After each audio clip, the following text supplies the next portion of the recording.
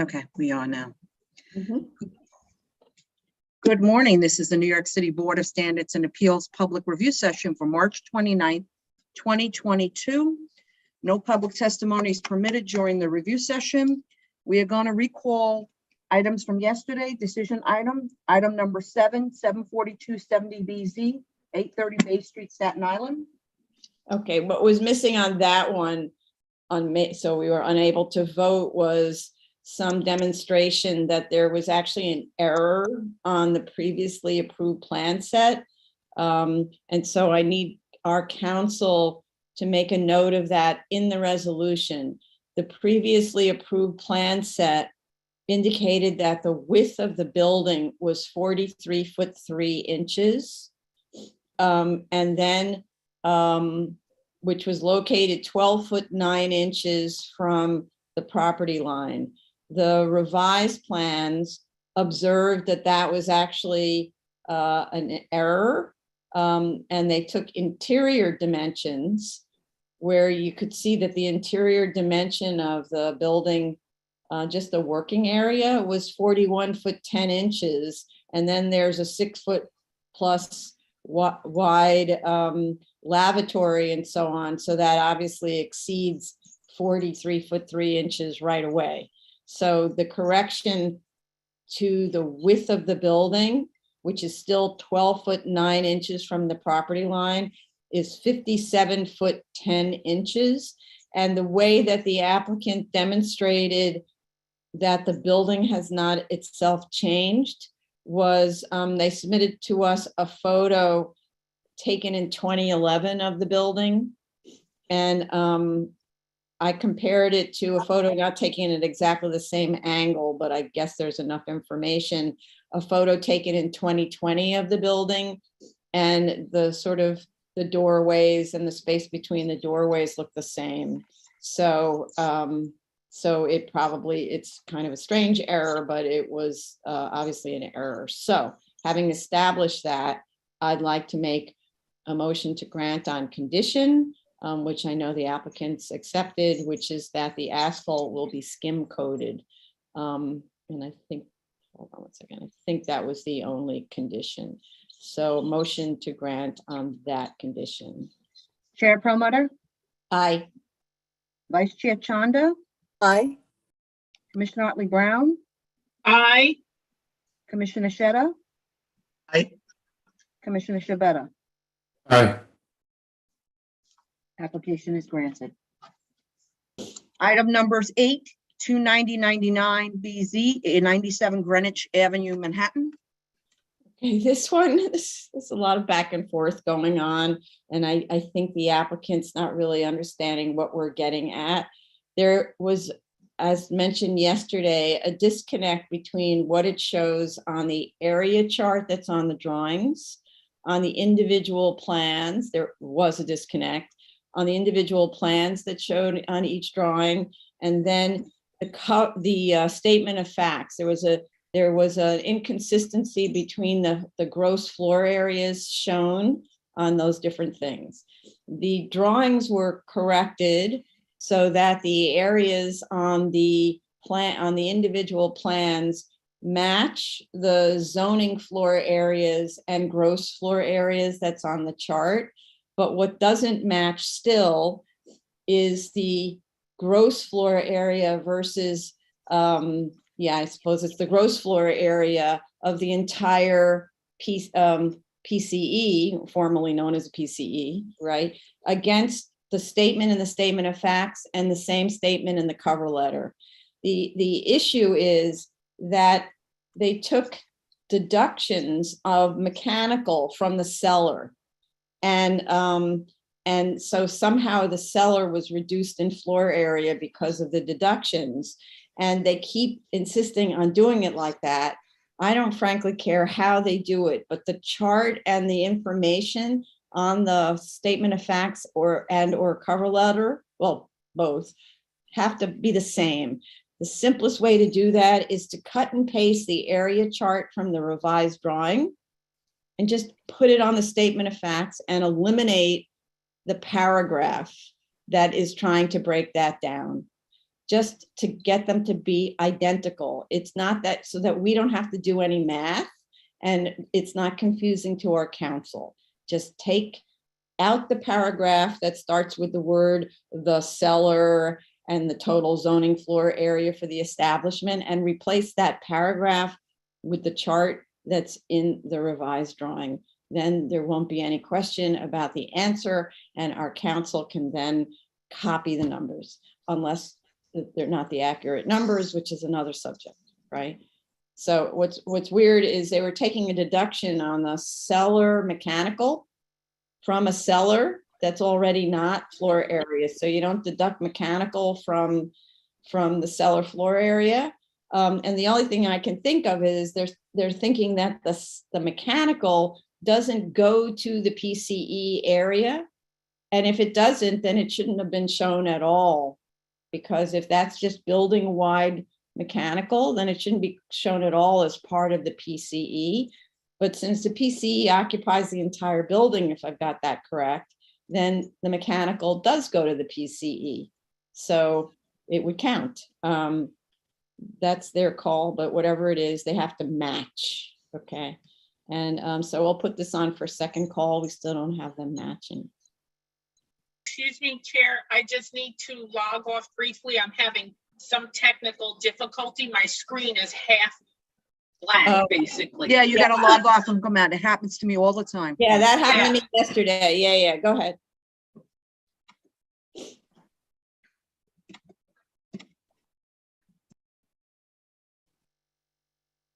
Okay, should I wait? Yeah, you can. So you can call and she'll come on while we're talking about the next. Okay, so now we'll commence with the March 29th, the new cases, appeals calendar, new cases, item number 19, 2020 58A and 2020 59A. This is 1012 Jasmine Way, Staten Island. It's a GCL 36. Okay. We have proof of service of initial application and of notice of hearing to officials. Community board recommends conditional approval with 8 opposed. The conditions are with a stipulation that a single family deed restriction and single family use declaration be included and no left turn exiting the premises. This case, there we go, she's back, okay. You're back, right? I'm back. Okay. All right, we're on Jasmine Way, Commissioner. Yeah, we're on Jasmine Way, and I simply read the community board's conditional approval, which I'll just read again so you just hear that place where the condition was that a single family deed restriction and single family use declaration be included and no left turn exiting the premises. That's as far as I got up to. This case is related to 1534 Victory Boulevard, case number 224-14BZ and 225-14A, which included a section 7221 variance and a GCL 35 waiver for the medical office on that property in the R12 zoning district, and for which additional parking spaces were, at the last time that case was decided, additional parking spaces were permitted to be located on a portion of the property that forms the access to the 2 houses in the subject application. So the 2 applications have to work in tandem, the 2 sets of applications have to work in tandem to ensure proper access to the houses and to the medical facility and to comply with the terms of the 1534 Victory Boulevard grants. We approved in late February of this year an extension of time to complete for 1534 Victory Boulevard. The combination of the properties to facilitate this plan and their subsequent subdivision did indeed reduce access, but not actually the frontage of the subject lots. From just the access was reduced from 50 feet to 30 feet. But as the site survey shows, the flag portion of the lot, which is where the houses would be located, absent this waiver, would remain undevelopable. And with only 30 feet of width on what is now occupied by the medical facility, only one house would front directly on Victory Boulevard. According to tax map and deed records, lot 76 with 57 feet of frontage, which is located directly adjacent to lot 80 on which the subject homes are to be developed, was subdivided sometime prior to 1961. Sometime before 1980, the landlocked 125 by 125 square that is now part of lot 80 and on which the proposed homes would sit was merged into the portion of lot 80 that has 50 feet of frontage on Victory Boulevard. And it sits next to lot 81 that has 82 feet of frontage and on which the medical offices sit. And I say all of this to establish that the subdivision of the lots occurred at the earliest before 1980,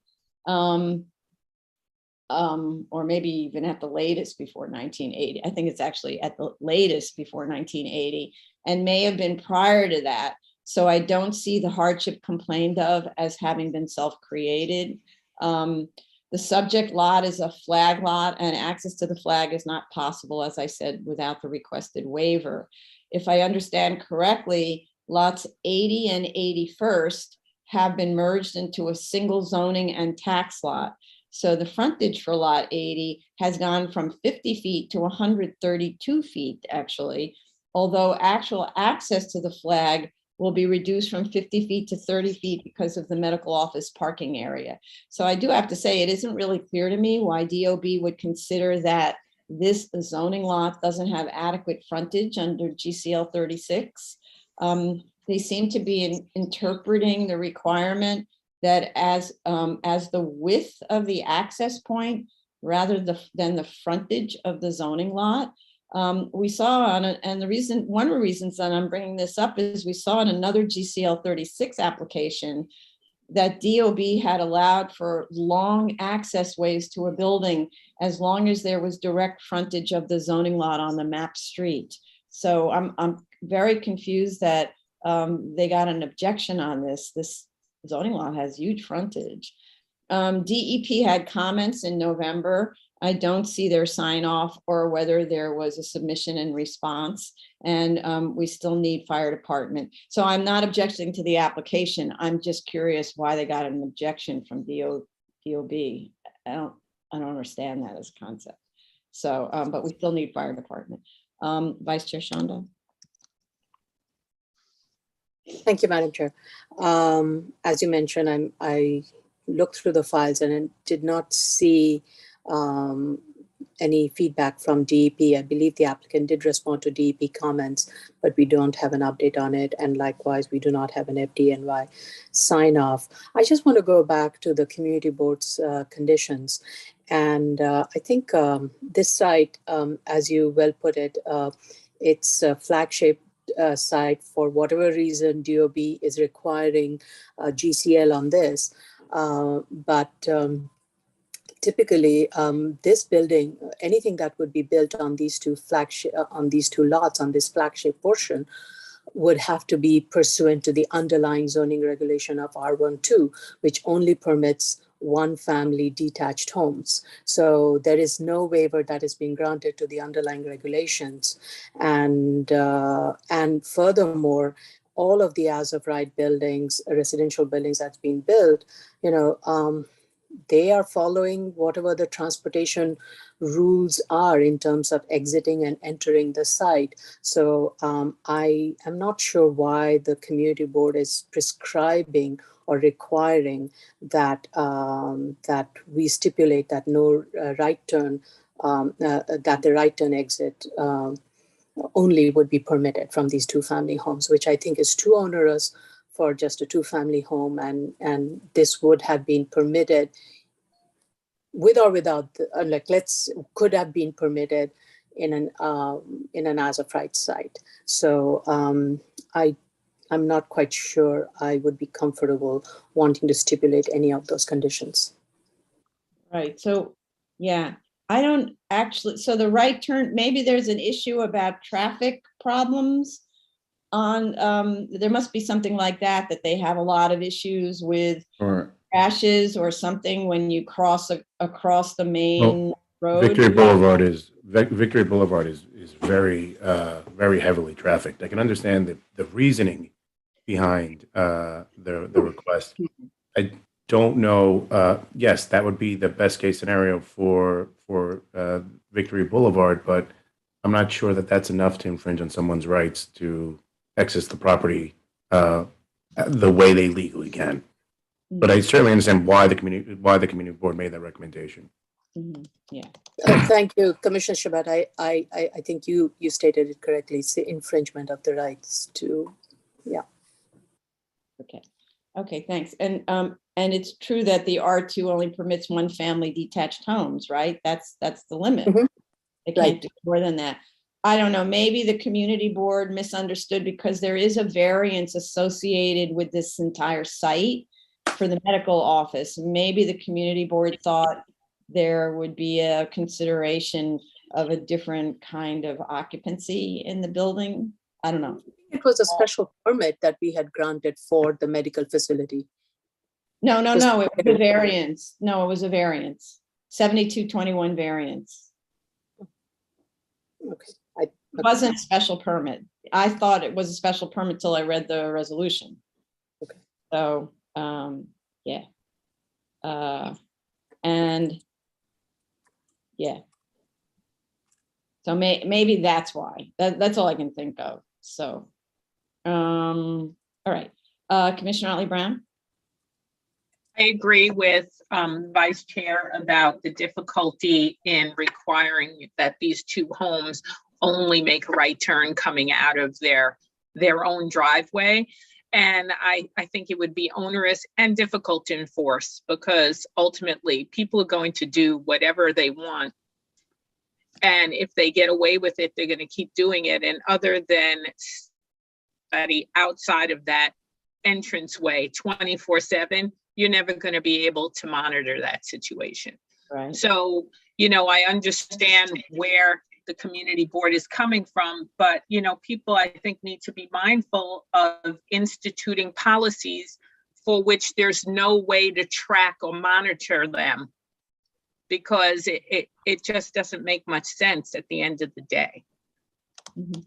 If anything, they should, and the DOT can do that. If anything, or let's say the community board can do that. The community board can go to DOT and say, there's all these terrible traffic, like crash situations. Can you put a stop sign or a traffic light or something like that where it's easy, where let's just say if the preferred exit were to the right, that it's easy to go the other way through some kind of traffic structure thing. I mean, obviously the community board's seeing a problem here. They should really be reaching out to DOT in general about Victory Boulevard, not as to just this two houses, because obviously the medical office has the same issues.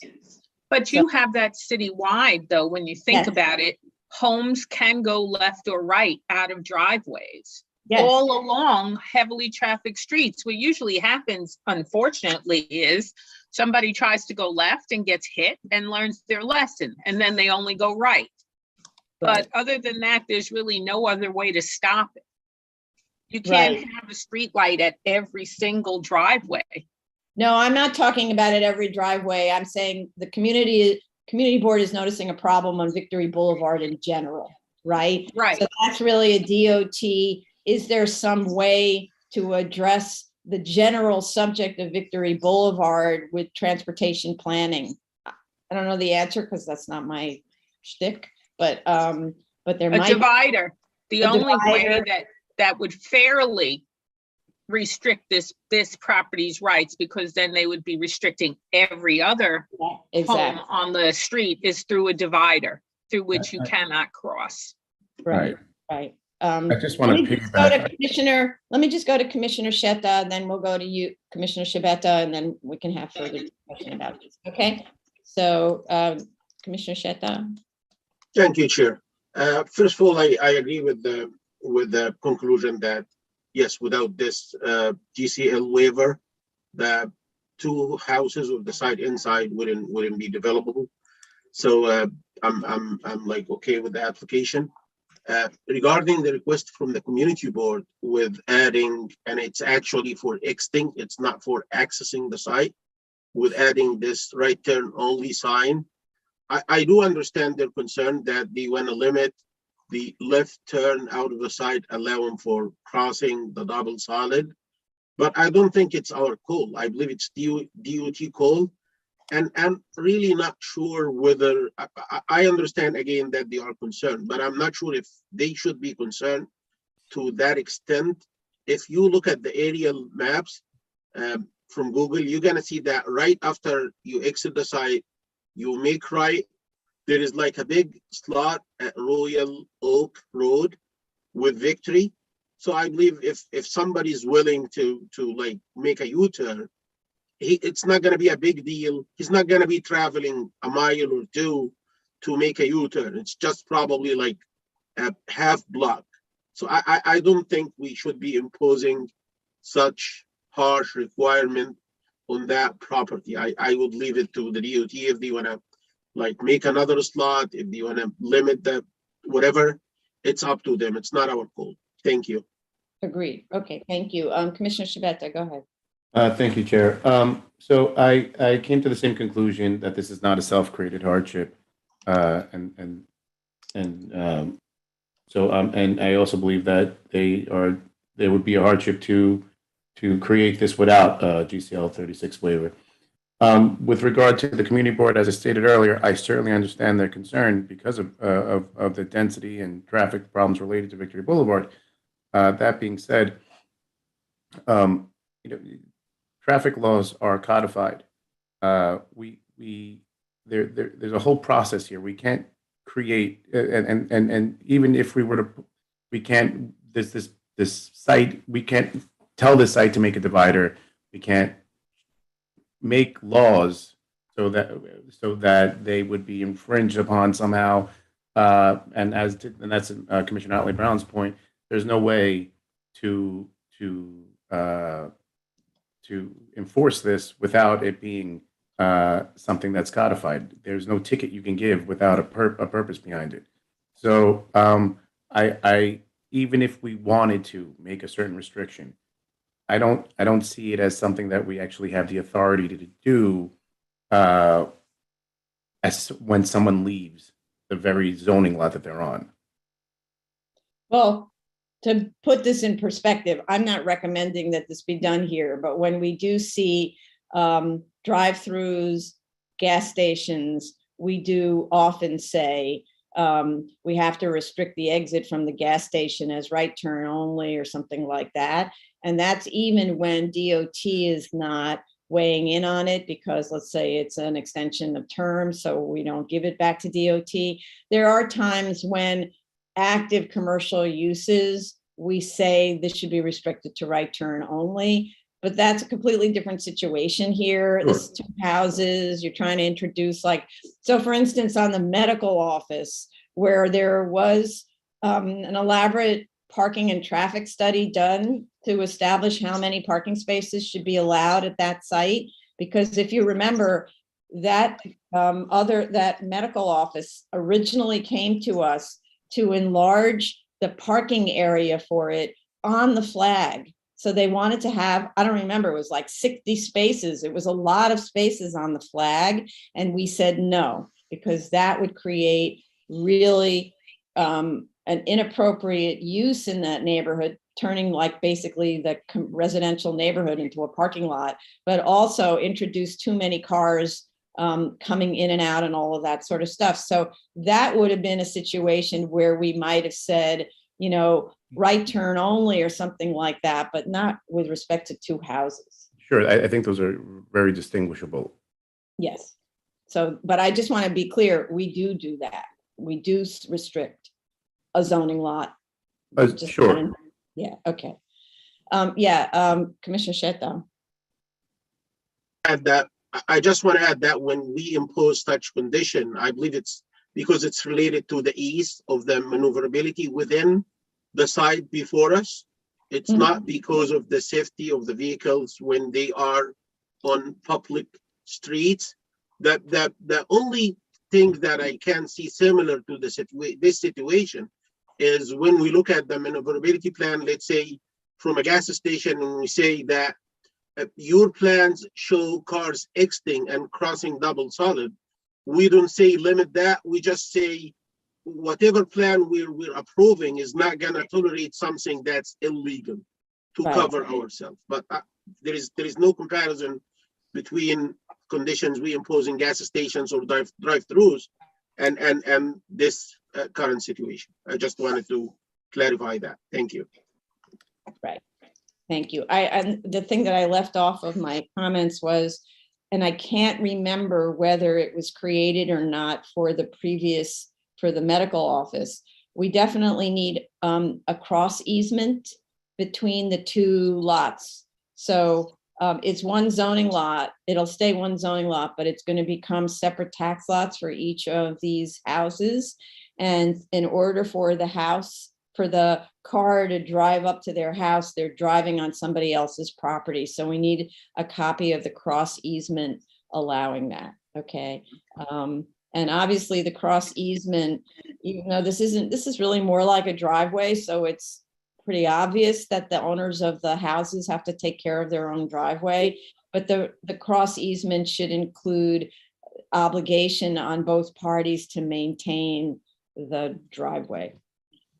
So I'm sorry, I left that out before. Okay, we can go on to the next one. Okay, item number 2021 2A through 2021 7A.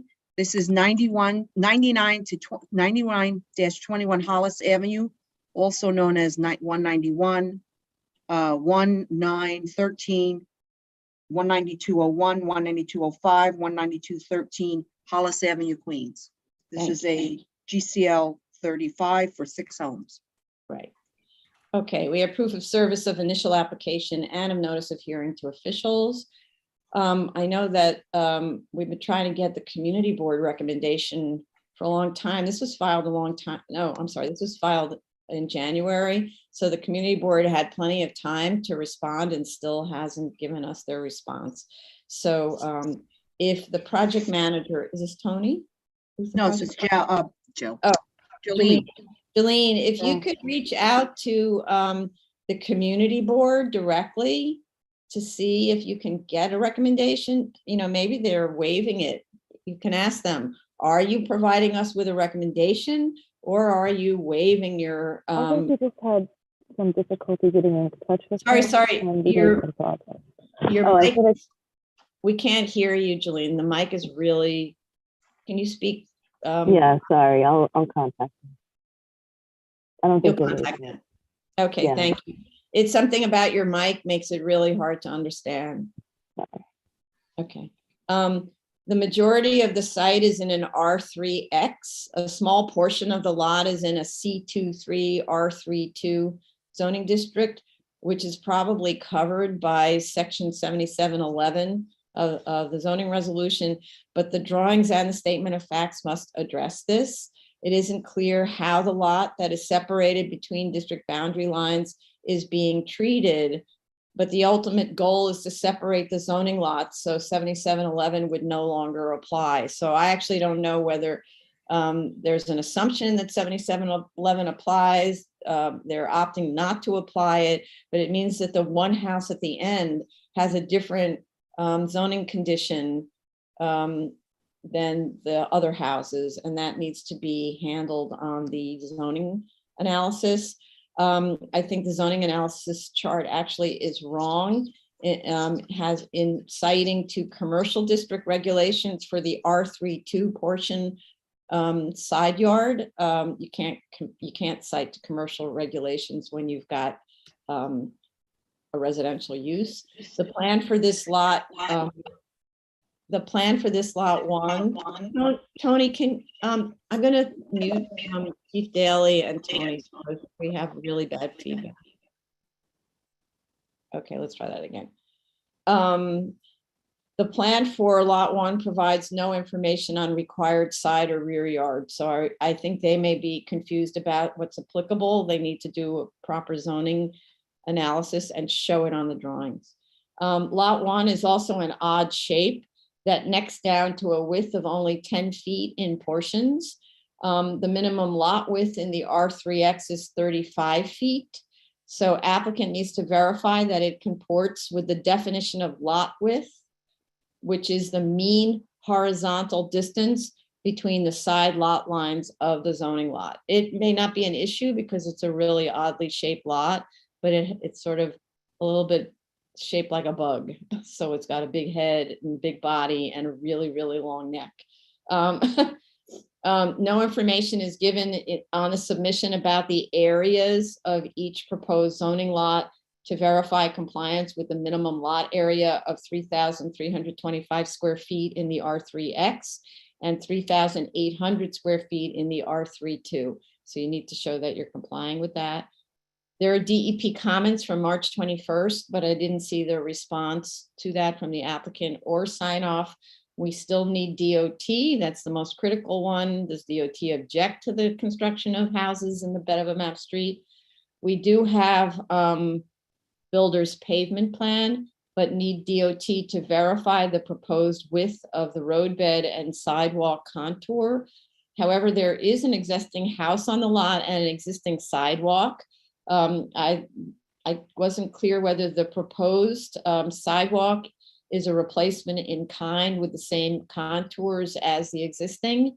Because if it's exactly the same as existing, then either DOT wishes you could make it nicer or something, or it's less of an issue. So there already is a house sitting right there in the bed, or let's say it isn't sitting in the bed, it's sitting back of the bed.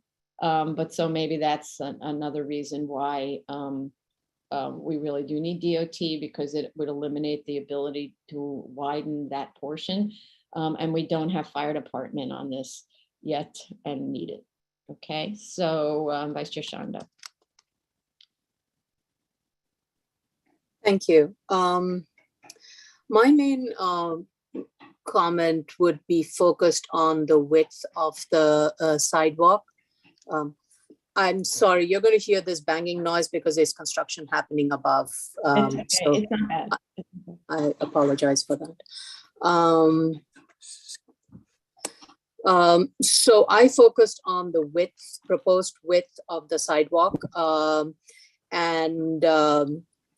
As I was trying to compare the builder's pavement plan and the proposed plan, I was trying to understand what was the minimum width and the total width of the sidewalk, that is the walkway area and the planted area. So it seems the width of the sidewalk varies, and at one point it increases to about 10 foot or so. Now, the proposed plan indicates that the paved area, the paved walkway area would be 4 foot wide. But when I look at the notes that is provided both in the BPP and also in the proposed, it says concrete should be 5 foot by 5 foot flag where feasible. Flag lines should be straight. And I think it's pointing to the paved area. So I'm a little confused when it's saying these have to be 5 by 5 paved areas, but when you look at the dimensions, the dimension of the site, that paved area in the plans is 4 foot. So there is a little bit of an inconsistency in that. Then as we go along, and I think the applicant should provide more detail of this sidewalk at various locations. Specifically, I would prefer if it's along each frontage of the proposed new lots to see what's the minimum width of the paved sidewalk and what is the minimum width of the planted area in front of each one of these properties. Then as we keep moving to the site on this property towards 100th Avenue at the intersection of Hollis and 100th Avenue, you would see that the sidewalk kind of pinches. It narrows out and the green space kind of just ends, and it's a 4 foot wide paved area. Let me just zoom in. It's actually not 4 foot, it's I think it's 6. It's very difficult to read these dimensions because they're overlapping over the other drawings. I think it's 5 or 6. I'm not quite sure. And that meets this new sidewalk that is going to extend from the corner of Hollis Avenue to meet the rest of the 100th Avenue sign, the sidewalk that is along 100th Avenue. My concern here is that this is where the crosswalk is. And the sidewalk here kind of narrows out or remains 5 feet, whichever one it is, I think should be improved, and it should be widened at this pinch point of Hollis Avenue. And my recommendation, I've done a little sketch and I'll share that with the project manager, and it can be circulated to all the commissioners, would be that if you look at lot 46, lot 46 has the lot line. There's a dimension that says 35 foot, 35.68 foot, and then 35.50 because it bends a little bit. So my recommendation would be to extend the line, the lot line that says 35.68, little further out, and that way the sidewalk would be a little bit more in and widened to meet the sidewalk that's coming from 100th Avenue. So this way you're not creating a pinch point at Hollis. Mhm. And it can be achieved because lot 46 is has a lot area of 3,666, and the required lot area is 3,325. So I think there is some area, lot area to be removed to achieve this without affecting the minimum lot area requirement of lot 46. Mhm. Yeah. Mhm. Mhm. It seems like what they're doing is they want to maintain their own property. They don't want to give anything up to a sidewalk because otherwise you'd be pushing out onto Hollis Avenue, and they don't want to give up anything that means reduction on their own property. You see, the property line is that. I understand that, and I don't think Yeah. it takes away from their floor area. It doesn't take away from any of the requirements. They would continue to meet the lot area requirement, the front yard, all of the requirements. It's just a very minor move, shift, and I think it just improves that pinch point. That's about it. And overall, I think they're doing a good job of providing a very nice amount of green space along each one of the building frontages with trees. But this is where it just somehow the other fails, and it can be improved with that slight adjustment. Mhm. Mhm. Okay. I will send the scanned document to the project manager, and it can be shared with everybody and possibly the applicant. Okay, well, you could also you could send it and we could do a share screen when the applicant. Okay, let me try to do that now.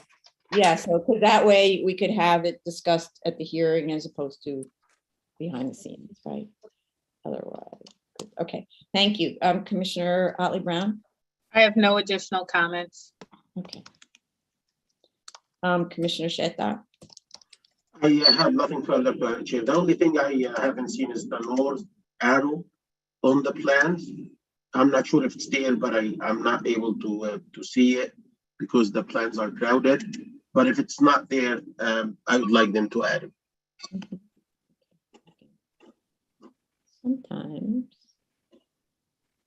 Sometimes they're so delicately located that you can't.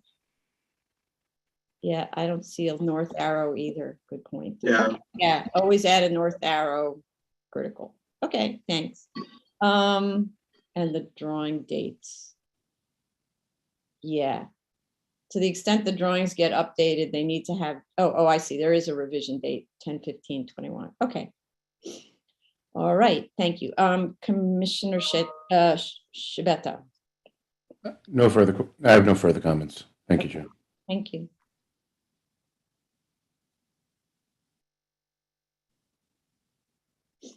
Tony, you're muted. I muted you, my fault. Next case, Yes. Item number 21, 2021-73 BZY, 113 West 24th Street, Manhattan. Okay, we have proof of service of initial application and of notice of hearing to officials. Community board waived its recommendation. We have a letter from DOB stating that the permit was lawfully issued.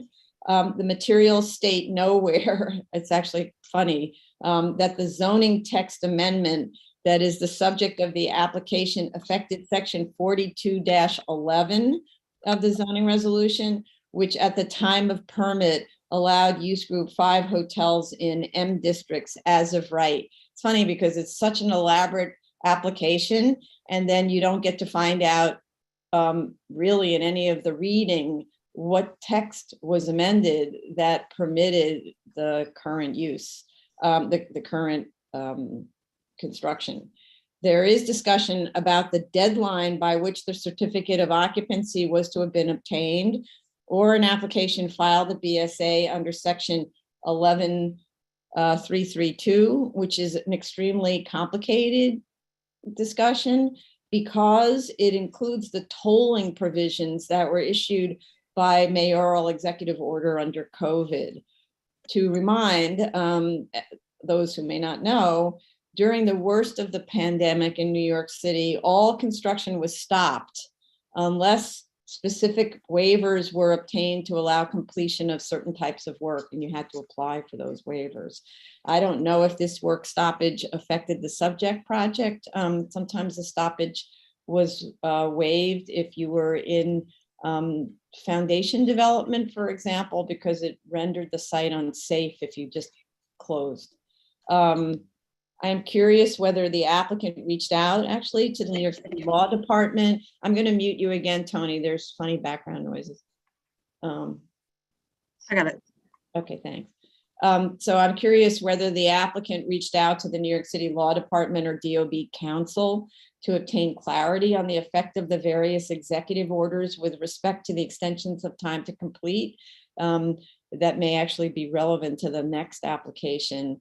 I don't know that it matters so much with this one, but applicant doesn't mention the tolling of the time to apply for building permit renewals in their discussion under section 11331 and 11332, which was extended for the duration of the emergency in April 2020. So I'm not sure really when the tolling of the time to complete began or ended, or how that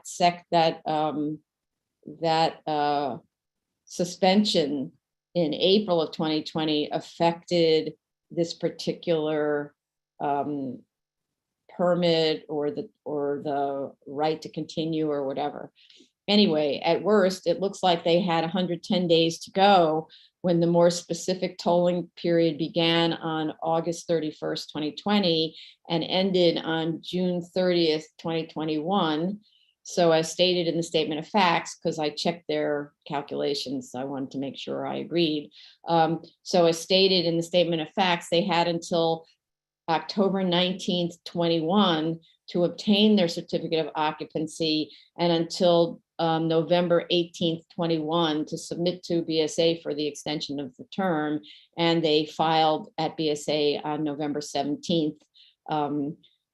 Almost a photo finish, but anyway, in any event, DOB does not appear to be objecting to this application under statutory vesting, which could otherwise be converted if necessary to common law vesting with similar findings. An AIA requisition for payment submitted by the general contractor to the owner for the period up to December 15th, 2018 shows $4 million completed and stored to date, with only $51,000 remaining to be completed for the contracted subsurface work that includes the foundations.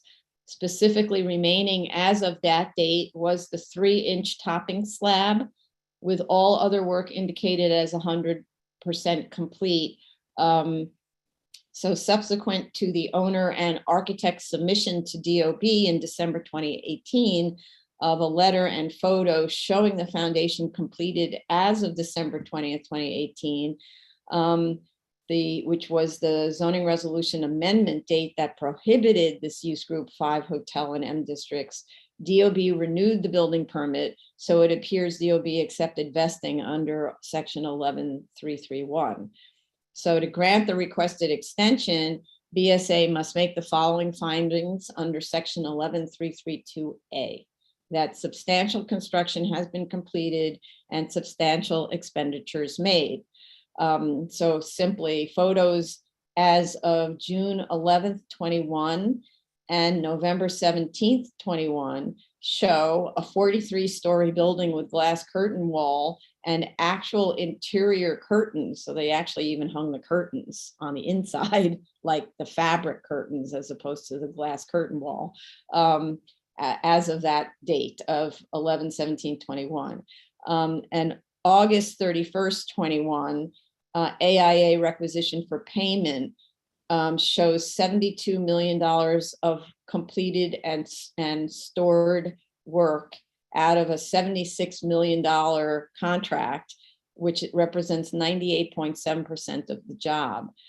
So clearly to me, both represent that more than substantial construction and expenditures have been made and the findings made, and therefore they should be able to vest this permit and continue under 11.332A. Vice Chair Shanda. I agree the applicant meets all the elements of the vesting. I have no other questions. Okay. Thank you. Commissioner Ollie Brown. I agree. This is a very thorough application and I have no questions. Okay, thank you. Commissioner Shetta. Thank you, Chair. I agree that the application is vested and I believe substantial money has been spent. The photos submitted to us indicated that the construction is about to be over on site and I have no further comments. Okay, thank you. Commissioner Shabeta. I too found that the applicant vested and have no further comments. Thank you. You're muted again, Tony.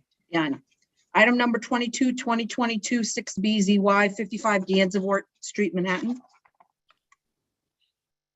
We have proof of service of initial application and of notice of hearing to officials. Community Board waives its recommendation. I want to alert the commissioners to a folder anomaly, which may mean you missed some more recent documents. There is a folder called Response to NOC with documents that were submitted on March 10th, 22. I just need to remind the PMs that all materials submitted prior to the first hearing must sit in the application folder without subfolders. And old items that are superseded must be placed in the void folder, okay? Just letting you know. Yeah, it's what, you know. I thought I mixed, all right. Okay, so it's a never-ending story, okay? Because I received everything and then I saw, oh, what's this? And then I'm like, oh, it's a whole pile of other stuff that I have to look at now. So, okay, just saying.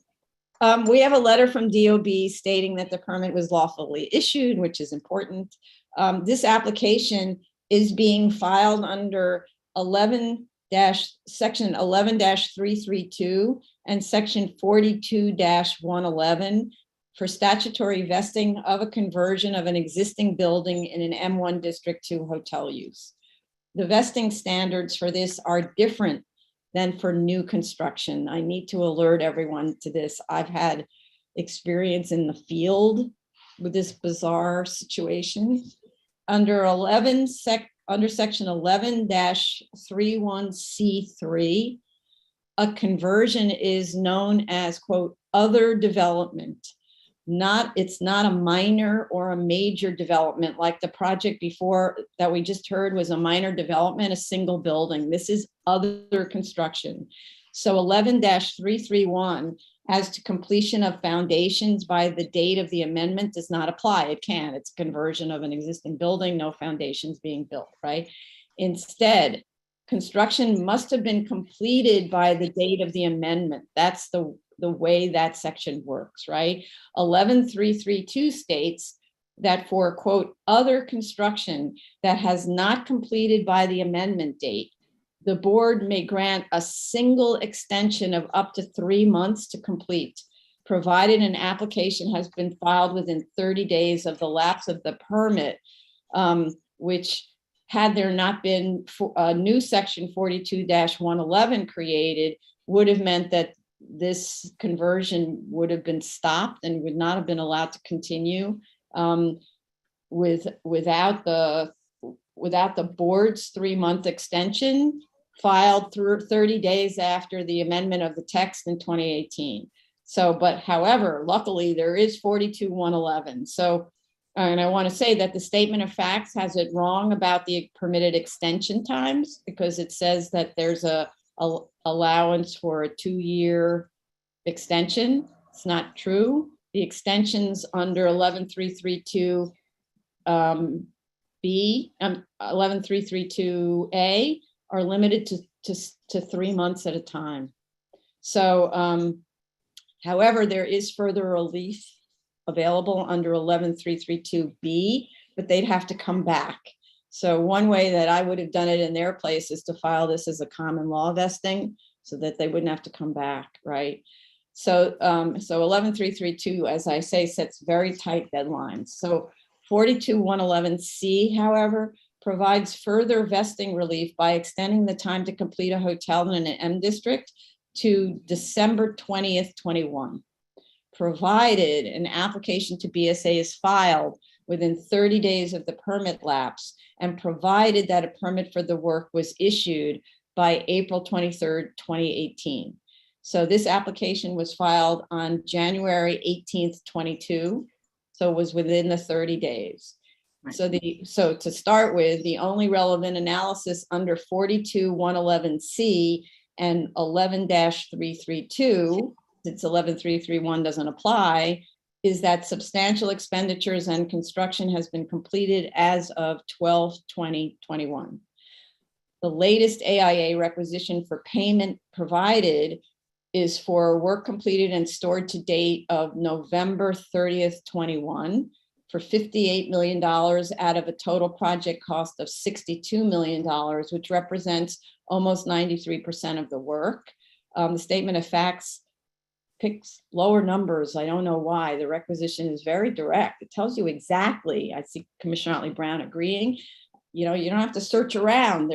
It's right there on the front page. It tells you everything you need to know. Grab those numbers, right? So much more work was done than is stated in the statement of facts. There are pretty photos of the interiors that were submitted later. I think it was in that 310 submission, but since there are really great rendering programs, I can't tell if those pretty photos of the interiors are actually photo renderings or the actual conditions. So instead, I'm relying on the very large pile of construction related documents.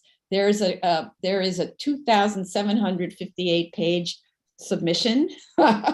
And it's always would be so handy if the applicant just sent us to which page, because my computer kept freezing while I was trying to figure out what's in there. Trying to get it to work it out. Right. And so talk about everything going black. And at one point, my computer just said, sorry, we're not doing this anymore. And we're done. Everything went black. Right. But to bring everyone right to the right page, photos taken on December 17th, 21, start on page 2,675. And if you scroll quickly through the others, you can look at the construction timeline a little bit. You can see actually what was done, and you can see this was a gut renovation of a historic building. And by 12/17/21, the work was nearly finished. So, yay. Okay. But for the applicant's benefit, please tell us where to go. Don't make us scroll through 2,700 pages. As of today, I'd like to know, so the tolling period, so this is a question that I was wondering about, and the applicant didn't seem to be aware of it or something. The tolling period of the executive order should have extended the time to complete also. So there was this great provision made specifically for hotels to allow their completion by December of 21, right? but that should have been told by the executive order. So to the extent that they are like coming up against a super tight deadline where we only have the authority to extend 3 months, they should be figuring out how that executive order told all that time. It could have been tolling maybe from the beginning. So I would recommend to the applicant that they call the law department and find out what how the law department is interpreting this, or maybe the counsel's office at the Department of Buildings, one way or the other, because it'd be a shame that they have to come back immediately for another filing under 11332B.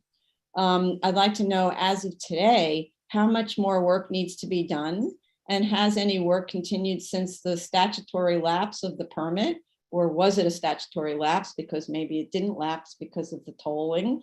I note that the DOB permit issuance list that they provided indicates there's a valid permit until April 1st, 22, so like in a few days. Perhaps that reflects the tolling permit under 11332, but I don't know. Somewhere in the reams of documents, I also want to say, but I couldn't find, there must actually be a copy of the actual building permit that was issued before April 23rd, 2018, which is one of the requirements under whatever it's called, 42111C. There is a cover letter that refers to initial permits issued to Holt Construction on September 27th, 17, and February 2nd, 18, so in advance of that 4/23/18 deadline. However, absent the actual permit, in case for some reason they don't have it, I can rely on, I'm okay with relying on the DOP permit history list that's on the DOB Biz website that shows those issue dates of 9/27/2017 and 2/2/18 for permits being issued. And it says the applicant in those two cases was Robert Coyne, in case that helps them somehow. Applicant states that the TCO inspection was completed in December. I don't see full sign-offs in the Biz. I admit that DOB Now is a mystery to me, so I can't look it up on DOB Now. I'd like to know what is the current status for obtaining the TCO, because 42111 allows for a TCO to be considered completion. So sorry for that long-winded thing. The statement of facts must be corrected to reflect the proper kinds of waivers that the board can answer, has the authority to grant, etc. Okay, Vice Chair Shanda. Overall, I felt the applicant met the requirements, but I also had similar question with regards to the tolling period and as to why it was not referenced here. Was it applicable or not? And that's a question I had. But otherwise, I felt the applicant met the vesting. Okay. Commissioner Brown. I also have the tolling question, whether or not the date reflected any tolling, and if not, then what would the new threshold date be if one considered tolling? And then also I have that other issue that you mentioned, which is their claims of completion in terms of money and work were in the 90s in one part of the application, but then in the statement, in like the very next paragraph, they reduce it back to 75% complete and 87%, and I couldn't understand why they went to a far more conservative estimate. I went to the site and it looks like what they were unloading were just finishing FF&E and stuff like that. So I definitely feel like they are substantially complete, and certainly by now are in the upper 90s of completion, but you know, it'd be helpful to know why they chose those other dates. Mm-hmm. I think, just to interject with that, when I was reading that 75% completion, and then they use the word substantially complete, they're using the wrong terminology. Substantially complete is something that DOB looks at for other standards, but not for a vesting application, right? In a vesting application, it must have a TCO. other construction. So it can't be substantially complete. It must be complete with a TCO, right? To whatever level TCO takes you. So I think they're using DOB's sort of standard of 75% being substantially complete, but that's like mixing. Right, and it really doesn't make sense because they acknowledge that they had their DOB TCO inspection already. Right. So that also says like basically you're done. Right. So it doesn't make sense on a lot of fronts.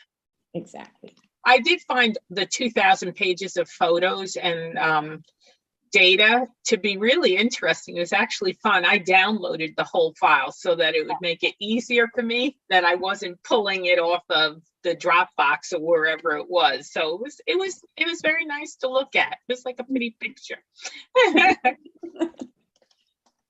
Okay, thanks. Well, it's fun to learn about construction, I admit. Yeah, it's fun to do that. Okay. Thank you. Commissioner Sheta. Thank you, Chair. I don't want to be repetitive, but I agree with all the comments that's been like indicated, mentioned. And the only thing I would add is on the TCO, in their statement of facts, they indicated that they already passed the inspection on December 10th of 21. So I believe by now they should probably have it. Thank you. They should have it, but I don't find it when I go on Biz, unless it doesn't Don't show up think on they have Biz. Yeah, I don't think they have it, but you know, I'm not sure. So you pass inspections, but you also need to submit sign-offs. So it shows the plumbing's not signed off, the electrical's not signed off, or whatever it is. So like that kind of stuff. Okay, thanks. Commissioner Shibeta. Thank you, Chair. I don't want to be repetitive. I also had the same tolling question, but I have no other comments to make on this case. Okay. All right.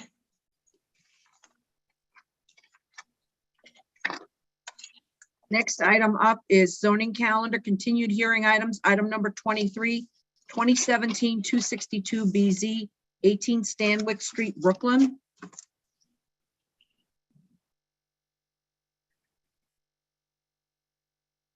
Okay. Plan to revise to reflect our comments, and I'm happy to see an increased rear yard, the upper floors at the front brought to the street line, and an interior space for the maintenance of trash, which I actually hope will alleviate our filthy street problem as to this building. I think this is a much better project now, both at the interior, because the interior layouts changed a lot since we first saw the application, and also with respect to the streetscape that I hope will soon be infilled on either side of this lot. I didn't find a floor area calculation diagram.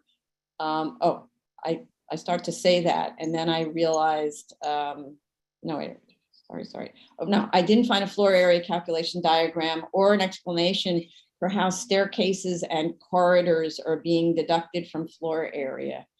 The requested 2.10 FAR relies on these deductions that are merely noted on the drawings. I checked the quality housing regulations thinking that might be where they're going, but it doesn't comply with the quality housing requirements for a reduction on floor area, which only allows, at best, if you qualified, which they don't, 50% reduction for corridors. So I don't understand how those were deducted. I leave to Commissioner Otley Brown whether the financial updates, which I believe were close to acceptable at the last hearing, are now persuasive as to this project. Just a reminder to me and to others, we still have open seeker, so we can't close the application. Vice Chair Shanda. I was satisfied with the corrections that the application made in response to the board's comments. And overall, the rest of the information that has been provided by the applicant, I was satisfied. I guess I just noticed that an EAS has been submitted, but it awaits for a DEP review. Right. Oh, hands up. No, we still need hazmat, noise, LPC, and air quality review, apparently. Yeah, go ahead, Jella. Oh, yeah, Daryl did let me know that it was submitted, so I'm looking today, it was submitted today, so I'll look at it and send it with the secret review to those agencies for review. Thanks. Right, thank you. Thanks. Commissioner Ollie Brown. So the applicant submitted a financial letter that basically took the newer plans, providing the larger backyard and the setback in the front, which decreased the proposed scenario by a little over 200 gross square footage, which it didn't have much of an effect on the construction costs. In fact, they went up minutely. All in all, it shows that they made all of the adjustments that we requested, and that the proposed still shows a minimum variance with about a 5.5% return on the project. And it showed that the as of right still didn't work. And I'm fine with this project as is. Thank you. Okay. All right, thank you. Commissioner Sheta. Thank you, Chair. I just want to start with saying I'm fine with the project. Finally, we're at the finish line, I believe. I just want to say that the construction cost for the as of right is higher than it should. However, even if I correct the unit cost for the construction per square foot for the as of right, I still believe that the as of right wouldn't be feasible. So there is no need to do that. The construction cost for the as of right is above $400 per square foot. However, like I said, if we correct that and we go back to check, it's the as of right still not flying. So I'm fine with the application as is, and I'm happy that they achieved what they achieved so far. Thank you. Thank you. And Commissioner Shibeta. Thank you, Chair. I'm satisfied with this application. All right, Jella has her hand. Oh, you took your hand Hi. down. Oh, no, I do want to mention something. I'm sorry. I'm sorry. I just took a look at the EAS. It's only 19 pages. It does not have the assessments attached for hazardous materials, air quality, noise, LPC. Usually there have to be assessments attached to it. I'm just not really seeing anything, so it doesn't appear ready to send. Okay, thank you. All right, thanks. And so the applicant really should reach out to Jella Prenga if you don't understand what it is that's missing. Okay. Thanks. Okay, Tom. Next, next item is item number 24, 2018-26 BZ 7903 Roosevelt Avenue, Queens. Mhm. Okay. It's actually been a year since we first and last heard this application, which has been delayed due to seeker issues related to noise. I'm not sure I'm understanding the reason for the delay. DEP made comments June 22nd and September 29th of last year about the noise testing protocol, and the applicant finally submitted their response on January 4th of this year with field testing plus impact analysis, which must be based on modeling since they were unable to gain access to the interiors of sensitive residential receptors. We have not yet heard back from DEP, and we do understand that that's, I see Carl's hand up. To just a second, Carl.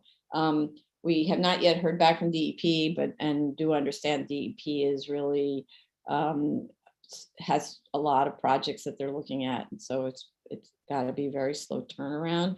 I think the applicant's noise response letter, I was just reading that, it's using the word demure wall. I think the spell correct didn't understand what the word demise means and corrected it to demure, but there is no such thing as a demure wall. That would be a wall that's a little bit embarrassed about itself, or, you know, kind of subdued. And to my knowledge, walls just don't get embarrassed. So it needs to be demising wall. Please correct that. The zoning district designation on the calendar, oh, I meant to mention this, is incorrect. So we need to make sure that's corrected. It should be a C2-3R6. We stated this last year, actually. So please correct that in Fusion. If it's not corrected, it's all right on the combined calendar, but not in Fusion, maybe. I don't know why it keeps coming up like that.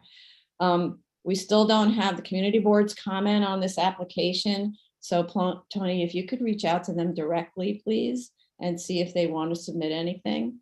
Or just, say if we don't receive anything, we'll have to assume that you're waiving your recommendation. Maybe that's a way to phrase it. There are 2 sets of bubbled plans.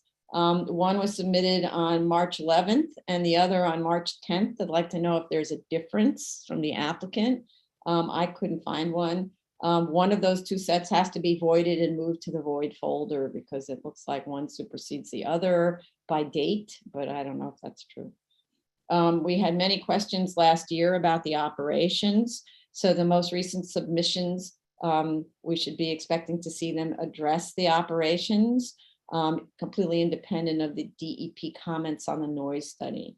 The applicant submitted their public assembly certificate of operation that allows 166 persons on the first floor and 120 in the waiting area on the second floor. They also provided photos showing the maximum occupancy signs appropriately placed.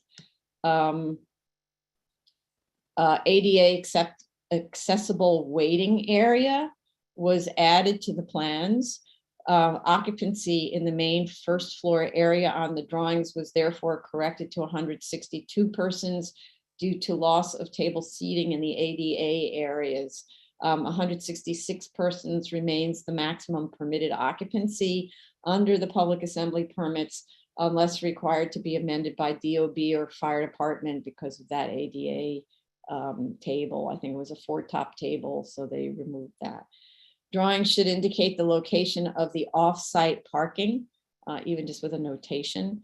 According to the applicant, this is a PRCD use for eating and drinking with dancing. PRC is the parking category D use for eating and drinking with dancing, which requires 1 space per 12 persons rated capacity, which would be 24 spaces.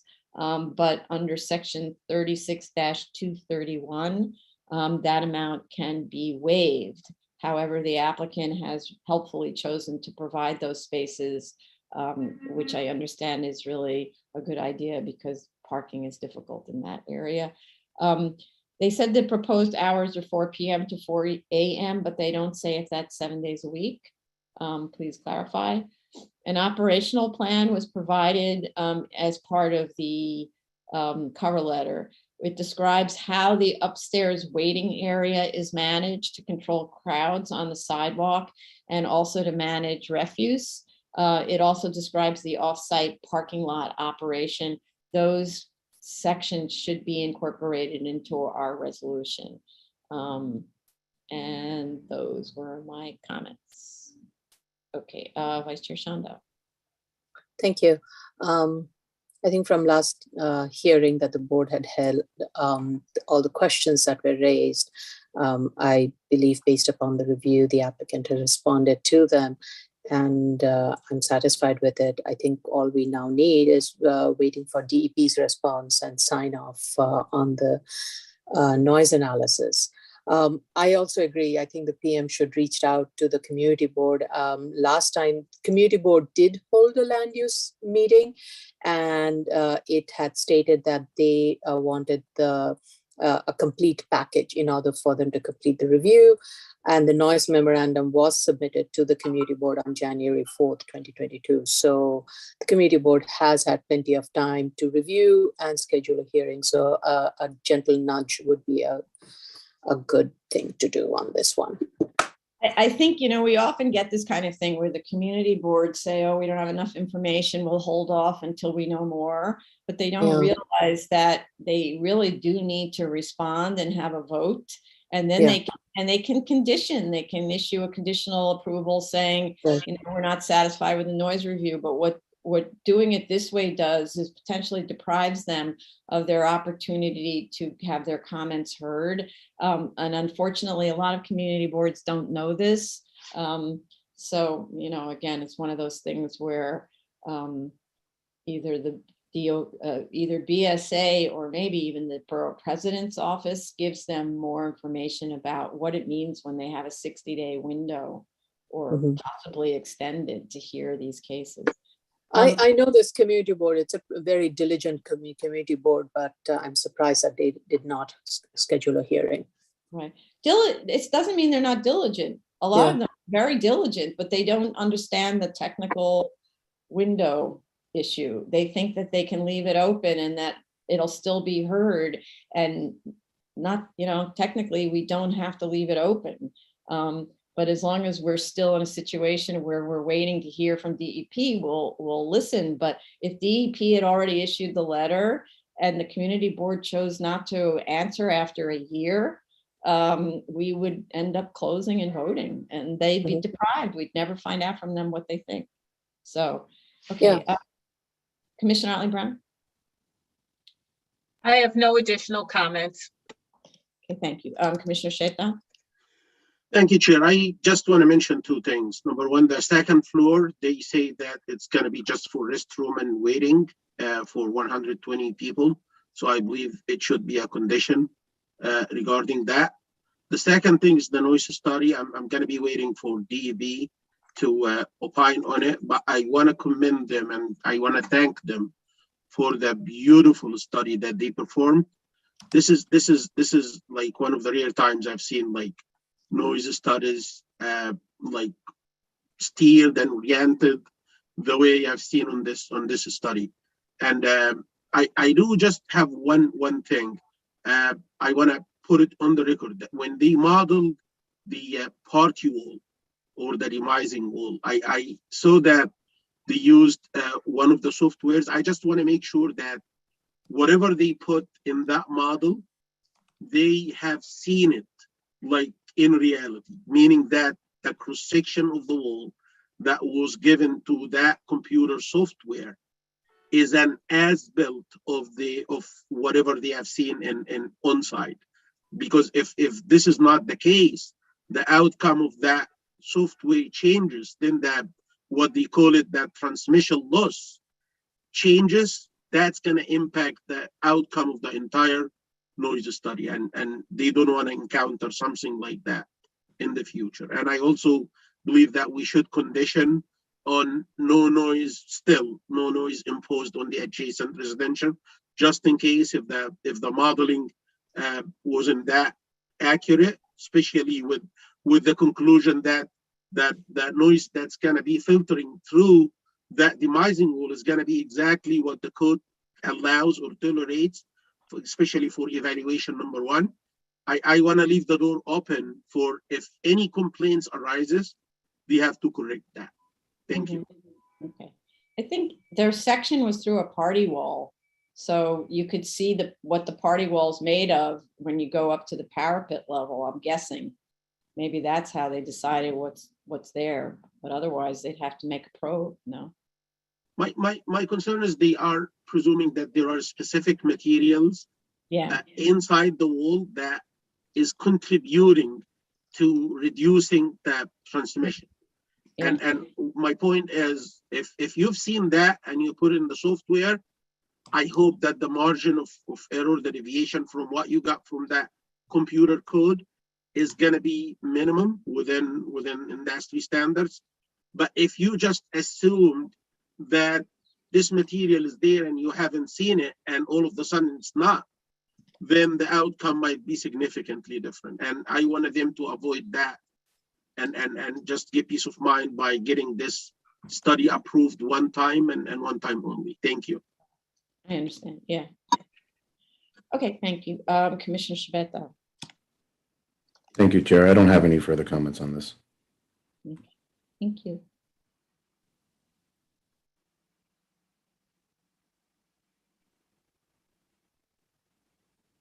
Okay, new cases, item number 25, 2021, 29 BZ, 3904 Orloff Avenue, the Bronx.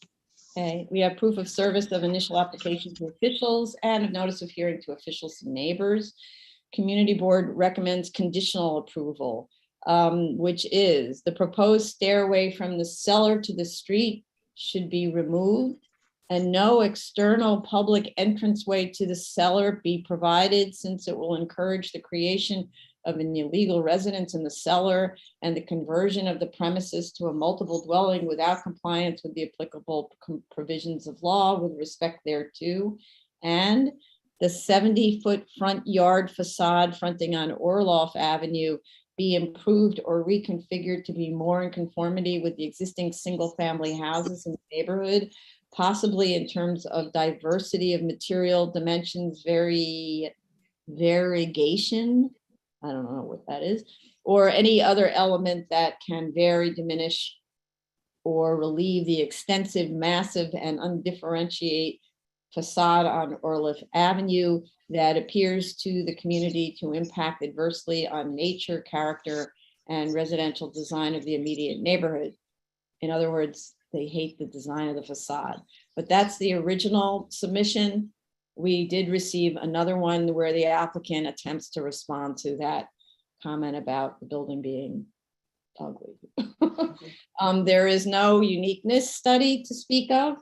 The statement of fact states that there is only one other vacant lot in the area and claims without supporting material that that lot is held in common with an adjacent lot. I thought that's just kind of lazy. There needs to be a uniqueness study.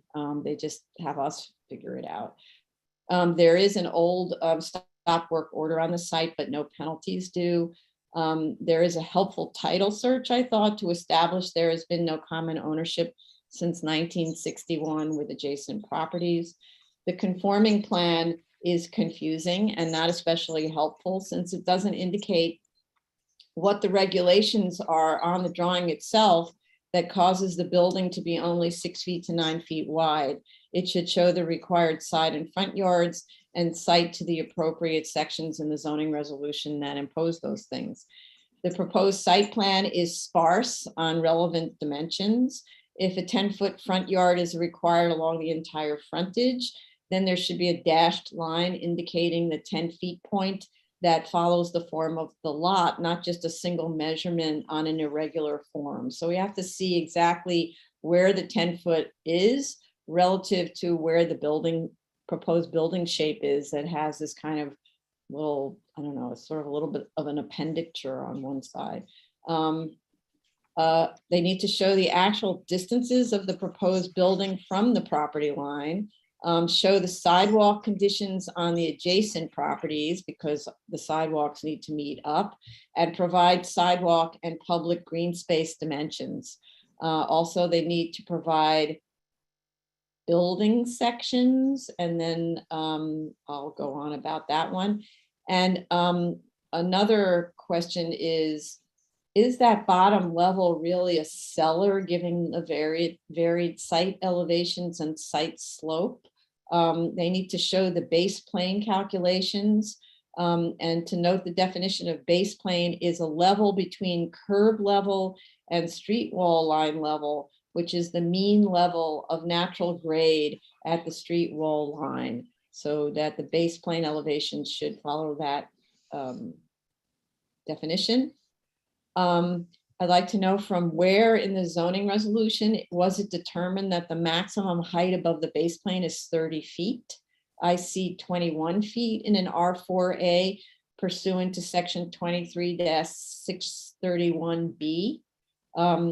And does the building also comply with section 23-631G, which applies in R4A? In R4As.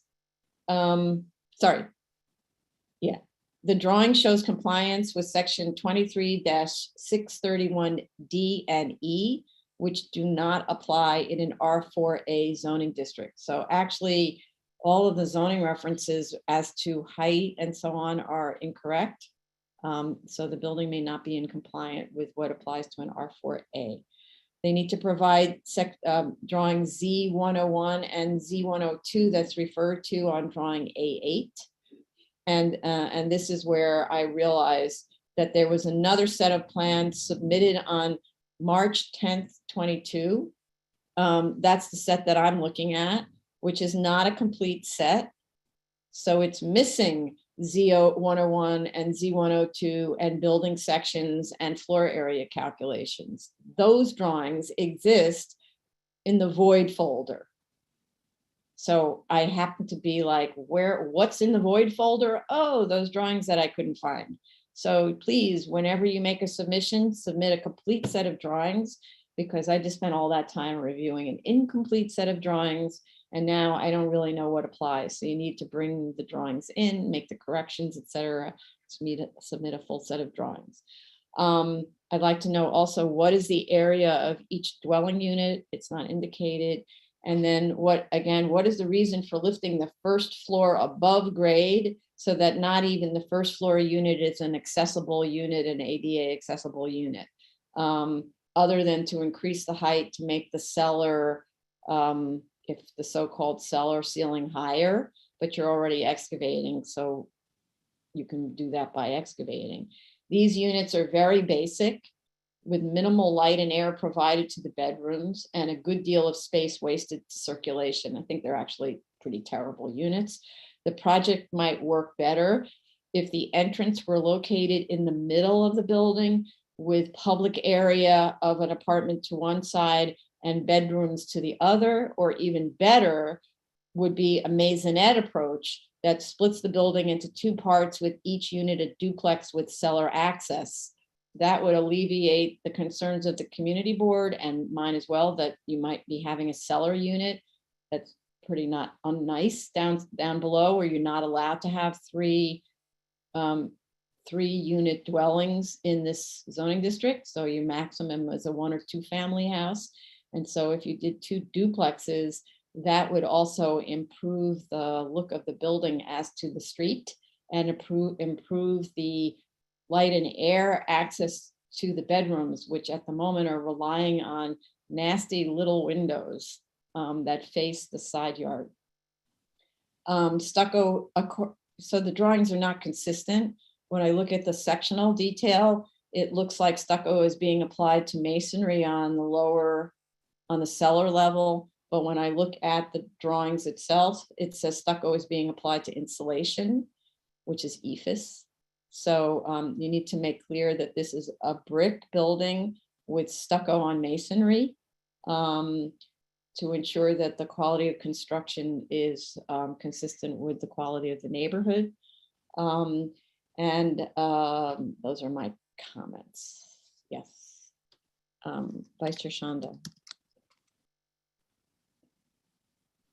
Sorry. Thank you. So starting off with the as of right plan, I agree the applicant needs to show all the required front yards and the dimensions and the applicable zoning zoning sections. With regards to the findings, the applicant was, I would say, a little tardy in not going through an analysis of the uniqueness. But as I was looking through the Zola site and looking for the uniqueness conditions, apart from the site that the applicant indicated, there is another site that is also vacant. It's an interior one, and it is lot 256 on block 3263. Similarly to the lot that the applicant has indicated, this lot 2 is in common ownership with its abutting lot 257. So as I searched through the Zola, and I agree this is not something we should be doing, the applicant should help us walk us through that. I did not find any other vacant sites that were not in common ownership and had similar hardship. So I was satisfied with the meeting finding A. With regards to the neighborhood character, since the waiver is regarding a front yard waiver along Orloff, I looked at the abutting to homes along Orloff and the street frontages along Orloff and Cannon Place. Most of these homes, pretty much this little pocket of R4A that is there, surrounded by these tall apartment buildings that are more like height factor buildings that are set back from the street line. These buildings are sitting on a garage with the first floor raised above the garage. So the main face of the building is the garage, and then a very solid staircase that leads one to the first floor and the second floor. So this building kind of echoes the similar architectural grammar of that built environment, and it is designed that way. And especially the two buildings along Orloff, the two remaining single-family homes, or two-family, I didn't check that, along Orloff. These are detached homes. They have similar, the garage facing taking up quite a bit of the frontage, and then there is a massive brick structure stairway that leads from the street level to the first floor, where the residence begins. So I felt the design very much response to its surrounding grammar and vernacular. I did not have an issue with it. I do see where the community board's concern is, and in response to that, the applicant did try to revise it, the proposed plan. I would take it one step further, and I would recommend that when one looks at the front elevation of Orloff Avenue, you see this, there are these three triangular dormer type roof line. And the one at the corner of Cannon kind of is a bookend, which also kind of physically juts out. And it has these brick treatment on two corners. Whereas the southern end of it, the building does not stick out, and it has one brick treatment. So maybe another way of breaking this, not so seemingly long, but along this Orloff, this would be the kind of, in a low structure, would be the longest probably. If you want to give it a little bit of a break away this long, the length of it, I wouldn't call it monotonously long, just a little bit of the length. Maybe add another vertical, that brick treatment that has been done on the corner, down from the triangular roof line, to give it like two bookends. That may be one way of breaking the mass a little bit. But other than that, I felt in terms of neighborhood context, the building fits in. It is very much consistent with what's there. The applicant has indicated it's not self-created, and the ask is minimal, so I was satisfied with it, barring that recommendation that I made. Thank you. Okay, Commissioner Otley Brown. So I feel that this has met the uniqueness finding, but I come to that just by looking myself at the radius map and looking to see whether or not there were many other vacant lots, especially corner lots, and did not see any corner vacant lots. Also, they gave us the title search information that shows the separate ownership since 1961, and the Bromley land map shows the same configuration of the lot pre-1961 and present as well. My biggest questions have to do with the E finding, which is that they need to ground their project in the finding that it doesn't exceed the average widths of buildings on corner lots, as well as does not have less than the average front yards on corner lots. And then my other concern has to do with assuring or ensuring that the community board's desire to not have a cellar apartment be respected here, and the way in which they could show that respect is by removing the 3-piece bathroom from the cellar, which basically suggests in the future it will be occupied as an apartment. Thank you. Commissioner Shetta? Thank you, Chair. I agree that the uniqueness finding is met, but I'll be waiting for their explanations on like more clarifications on that, probably submissions. Other than that, I believe the building meets the character of the neighborhood. It doesn't impair it. I believe the ask is reasonable, provided that they give us the explanations that Commissioner Brown just indicated regarding the building width, and I have nothing further to add. Thank you. Okay, Commissioner Shabeta? Thank you, Chair. I too did find, albeit on my own, I did find uniqueness. I too wish they would have made a uniqueness study or detailed that better. I also found that it was in line with the character of the community. I do appreciate Commissioner or Vice Chair's suggestions with how they can suggestions with regard to the facade, and as well as Commissioner Hartley Brown's suggestions with regards to the E finding. Other than that, I'm satisfied with the project.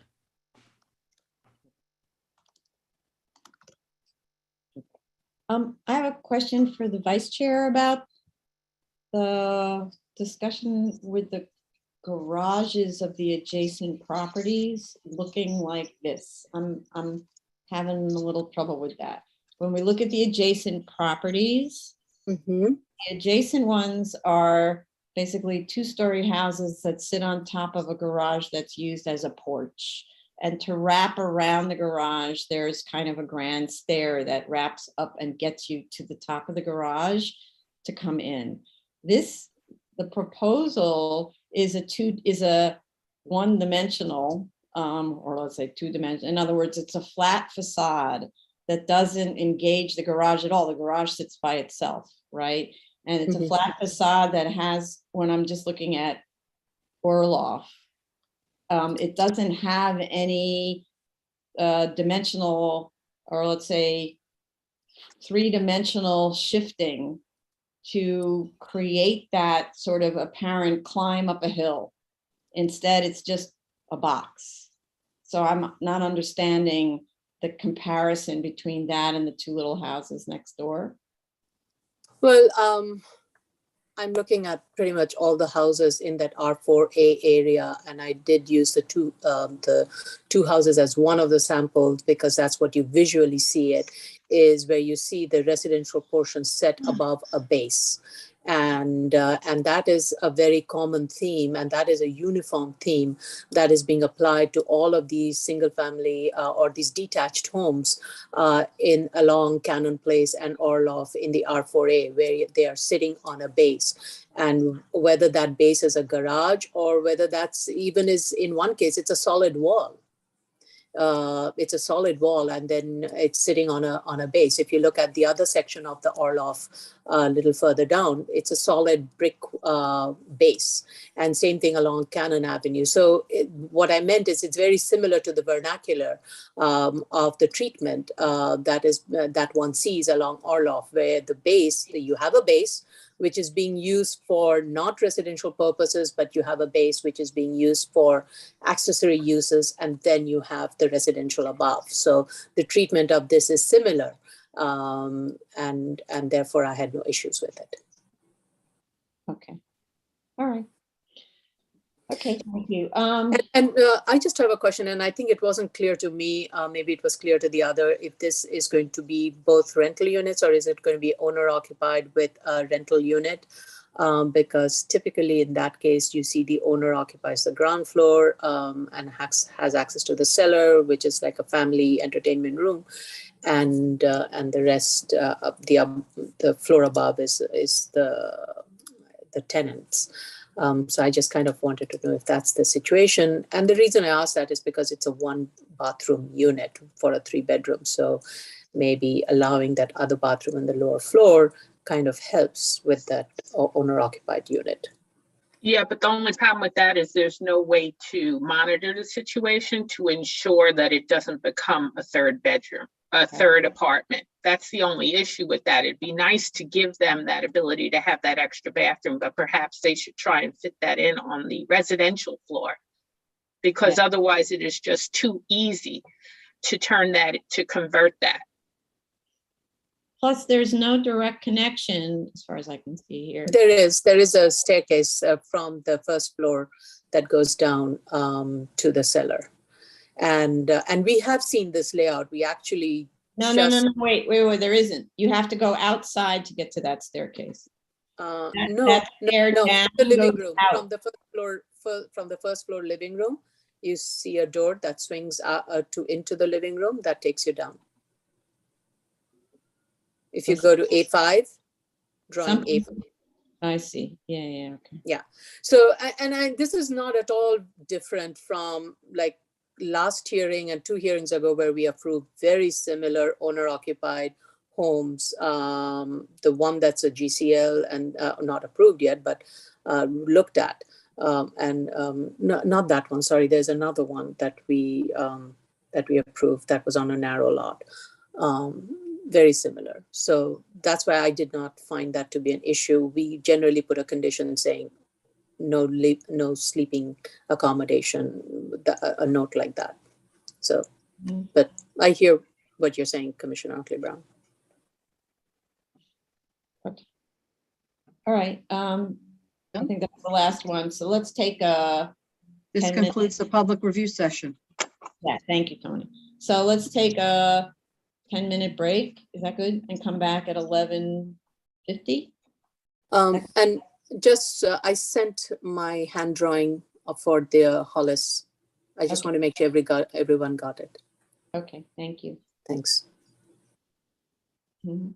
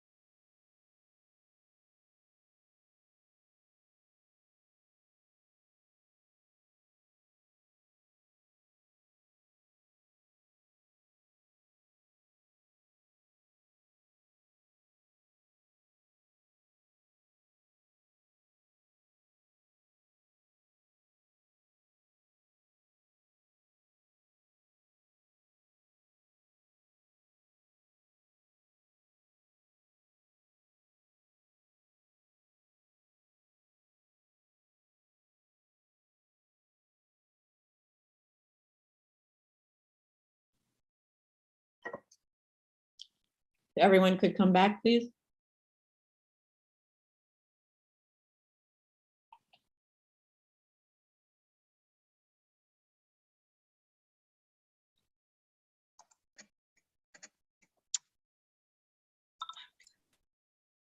Got it.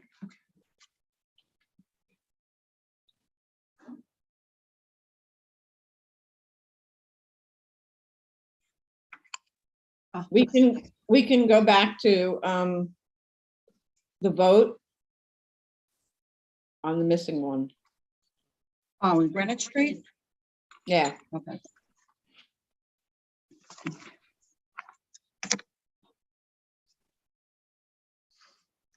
Are we live? We're good? we're live, yeah. Okay. Okay, but going back on the record, we're just recalling the public hearing. We're calling item number 8 from yesterday's hearing, 290-99BZ, 97 Greenwich Avenue. Yes, This is a decision item from yesterday. right. So what was missing, which we discussed this morning, was a disconnect between the drawings and the statement of facts. They revised the statement of facts to make them, the paragraphs match the drawing chart. So, and Daryl, please make sure you void out all of the statement of facts and cover letter that were submitted in response to that comment, because now this last one is correct. All right, so I would like to make a motion to grant, where we are going to eliminate the term, but limit the variance to this specific use in the building. And so the use as a health and fitness establishment. So motion to grant on that condition. Chair Promoter, Yes, aye. Vice Chair Chanda, Aye. Commissioner Otley Brown, Aye. Commissioner Sheta, Aye. Commissioner Shabeta. Aye. The application's been granted. Okay. Just get rid of that. Paper. Okay, Board of Standards and Revolves Public Hearing, March 29, 2022, Appeals Calendar, new cases. Item number 19, 2020 58A and 59A, 1012 Jasmine Way, Staten Island. Allowing Ms. Fullader in.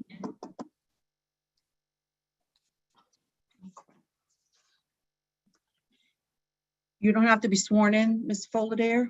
It's an A case. Hi, I should also have Roger Moraes, the architect. Got him. Okay.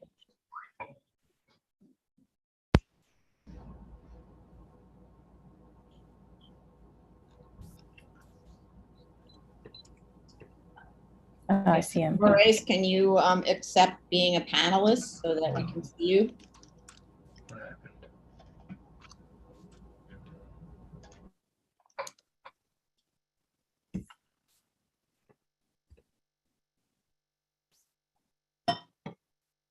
Connected to audio. Okay. All right, I guess if he, there he goes. Okay. Hello. No. So you Okay. can proceed. Okay, I guess we don't have to swear in, right? Because it's an A No, case. it's an A case, yes. Elise Fullader from Eric Palatnik PC and Roger Moraes, the architect. We heard your comments this morning. Thank you very much. The first comment was, do we need a GCL? And based on conversations with the plan examiner, we believe that DOB wants us to get a GCL or get 2 GCL 36 waivers.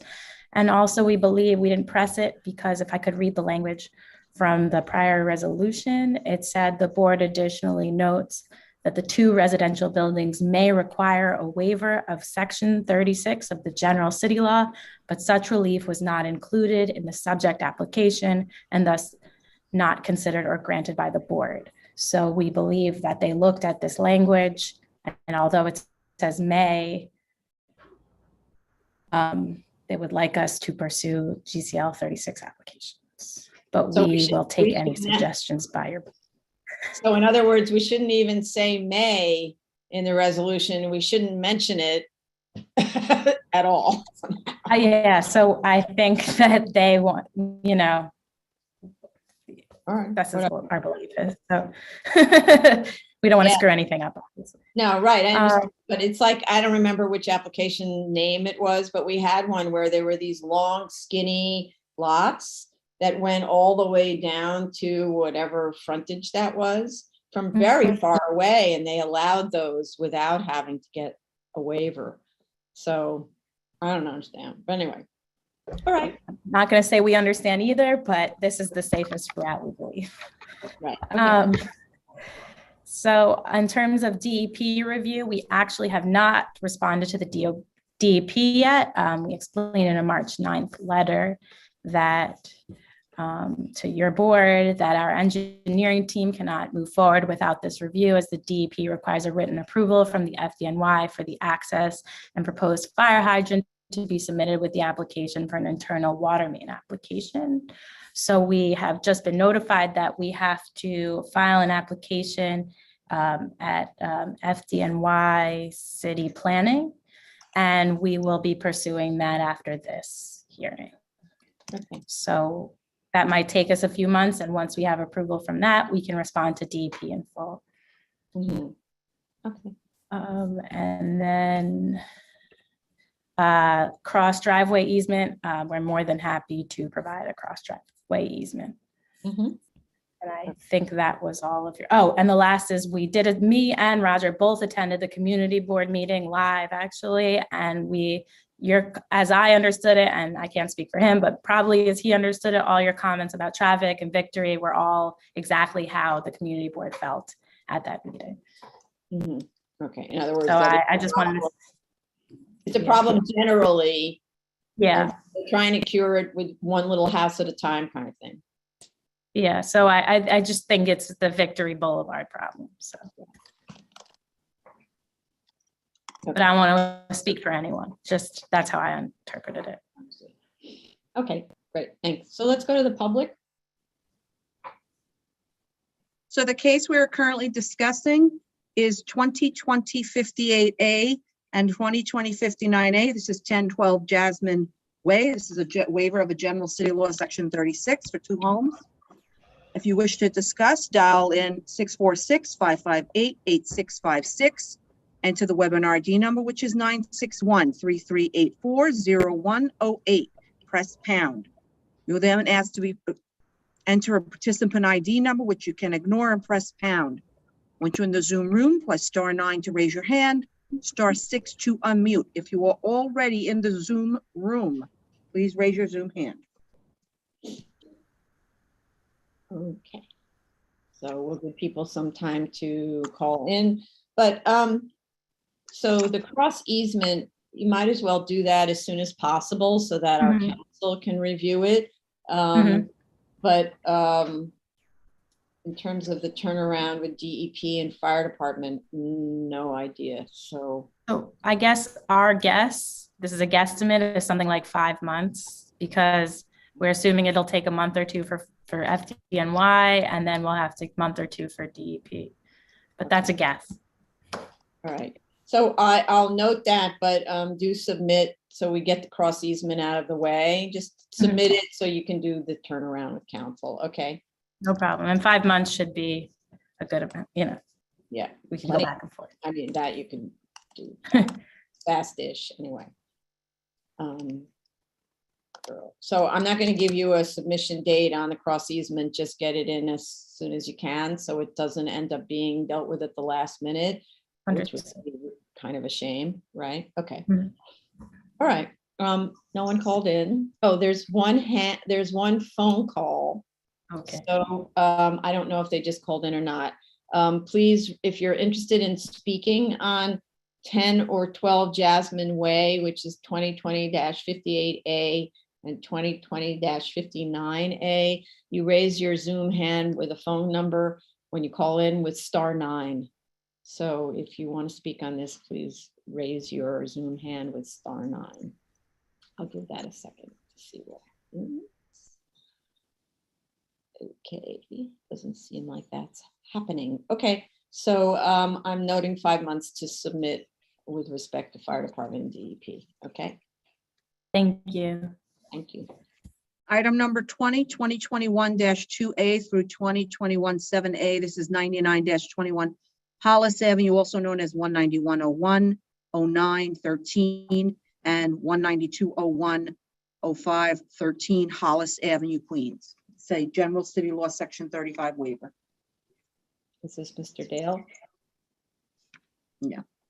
Okay.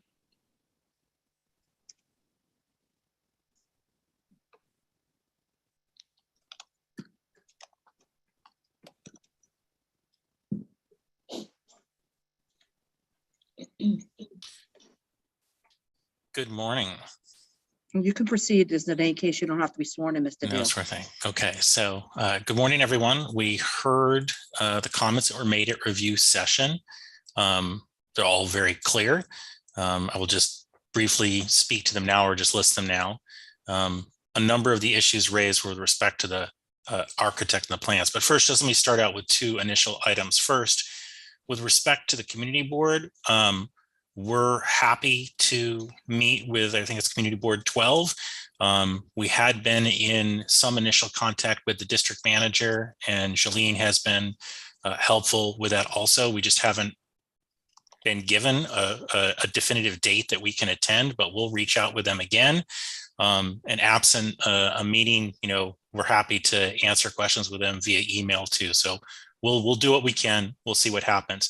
I think one of the things, and I don't know if this has happened with other applicants, but I think that certain community boards, I think because of the lifting the executive order, they were in the habit of doing Zoom meetings and now they have to do in-person meetings again. So I think it may be affecting some of the scheduling as far as meetings and getting things set up. So They don't actually, well, I don't know. The executive order was actually managed by the governor. So they may not know this, but they don't actually have to do in-person meetings unless they were told by the borough president that they had to, which is another subject.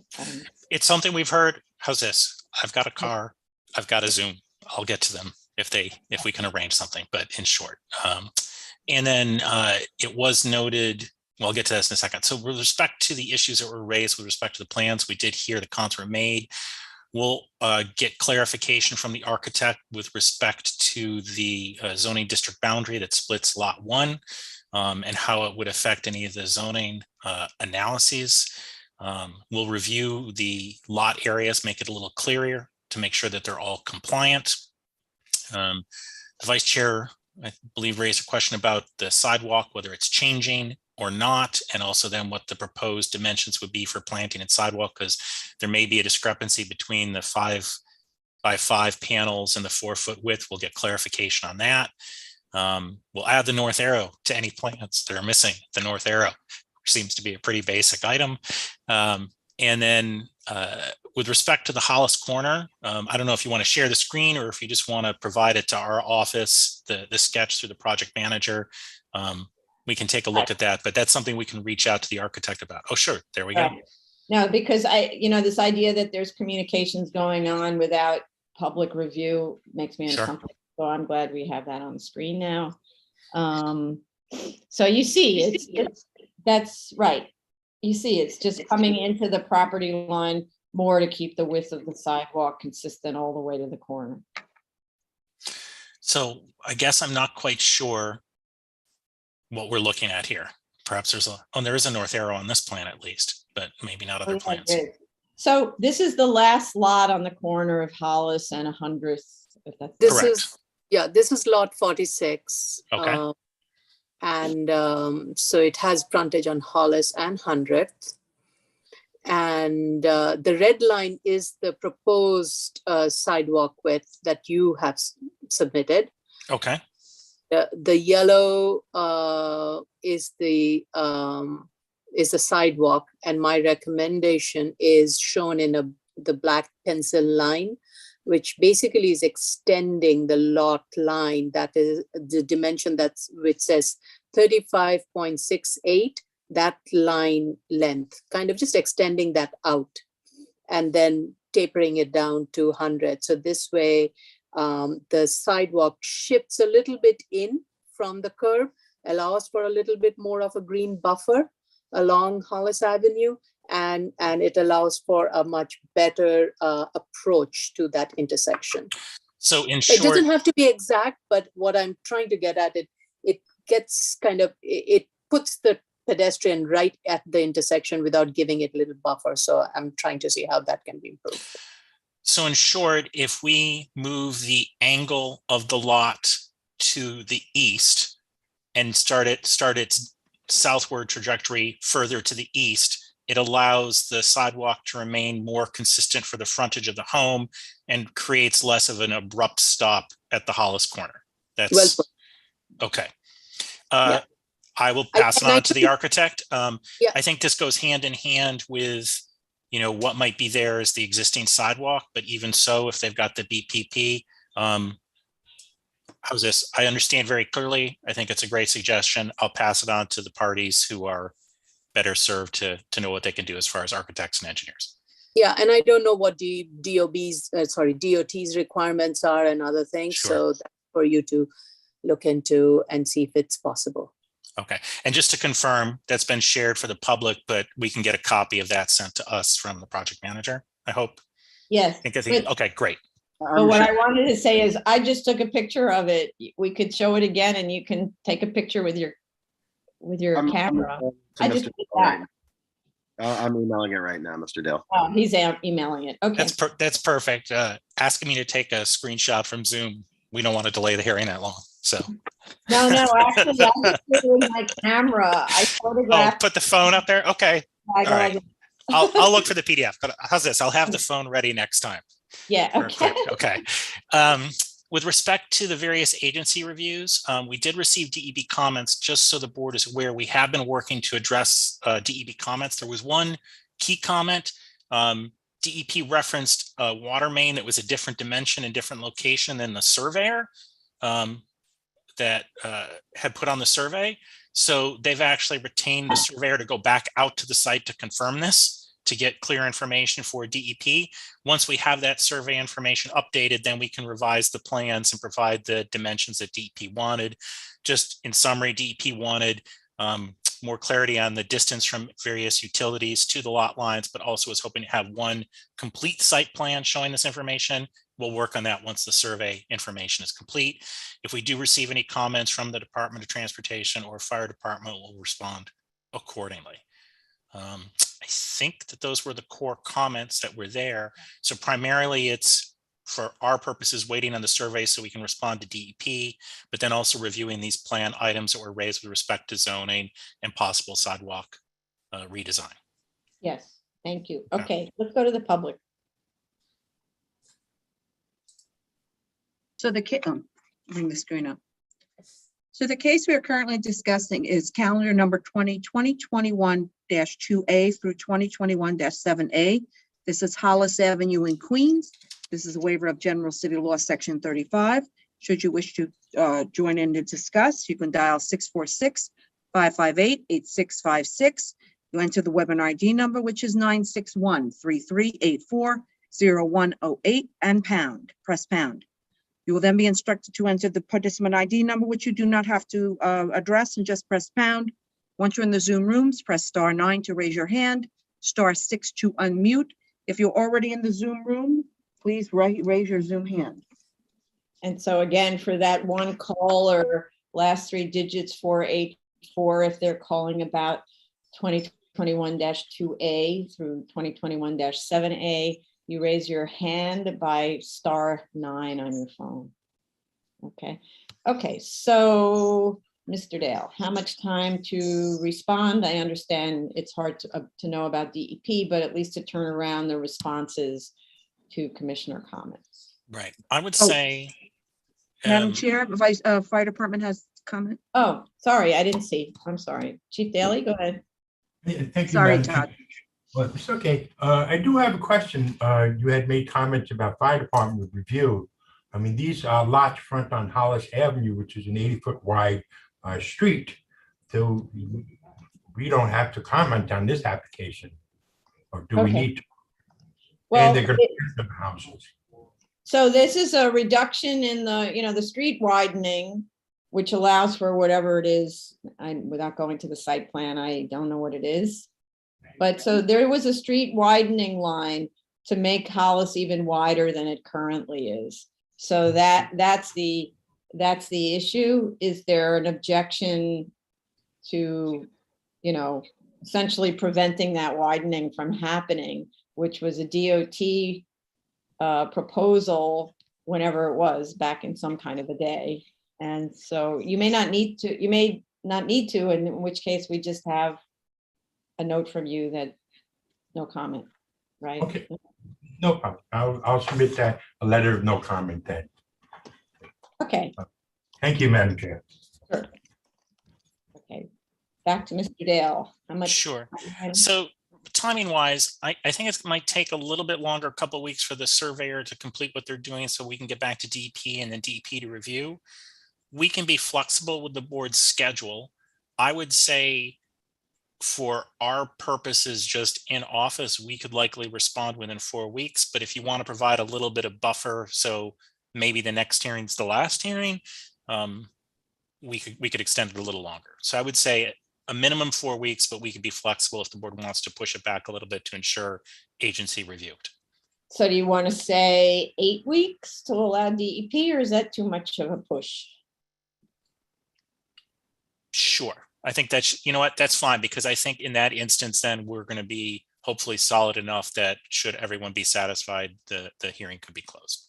Okay, because the other reality of it is if it's 8 weeks to submit, that's basically 2.5 weeks ahead of the hearing. So that gives DEP a little more time even. Okay. Yes. We know that they're really kind of overwhelmed at this stage. Sure. So I think being conservative is better because that hopefully avoids any additional hearings. All right. And I don't see anyone's hand up in the waiting room. So that's that then. Thank you very much. Okay. Thank you. Next item is item number 21, 2021 73 BZY 113 West 24th Street. I think that's James Power. Yes. Right. And this one doesn't have to be sworn in. It's an A case. Right.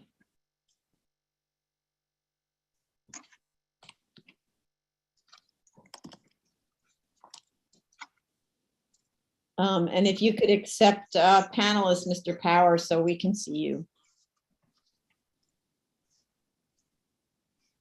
There you go. Yes, how's that? Perfect. Thank you. You can proceed, Mr. Power.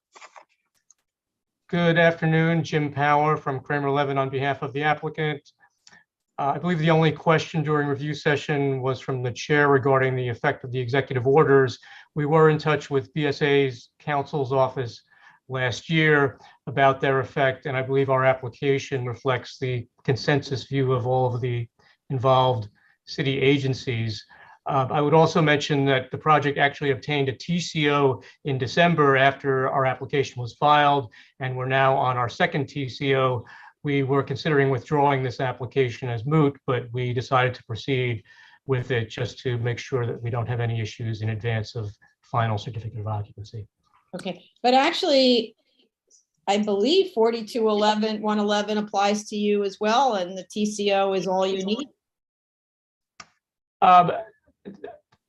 We thought there might be some ambiguity there in light of various factors and the tolling and executive orders. So since we had the application filed, we decided to just proceed with this hearing. And okay, that's fine. Yeah.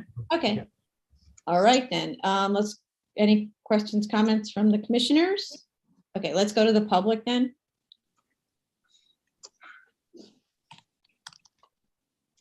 The case we are currently discussing is 2021 473 BZY 113 West 24th Street, Manhattan. It's an extension of time to complete construction. Should you wish to discuss, dial 646-558-8656, enter webinar ID number 961-3384-0108. Press pound.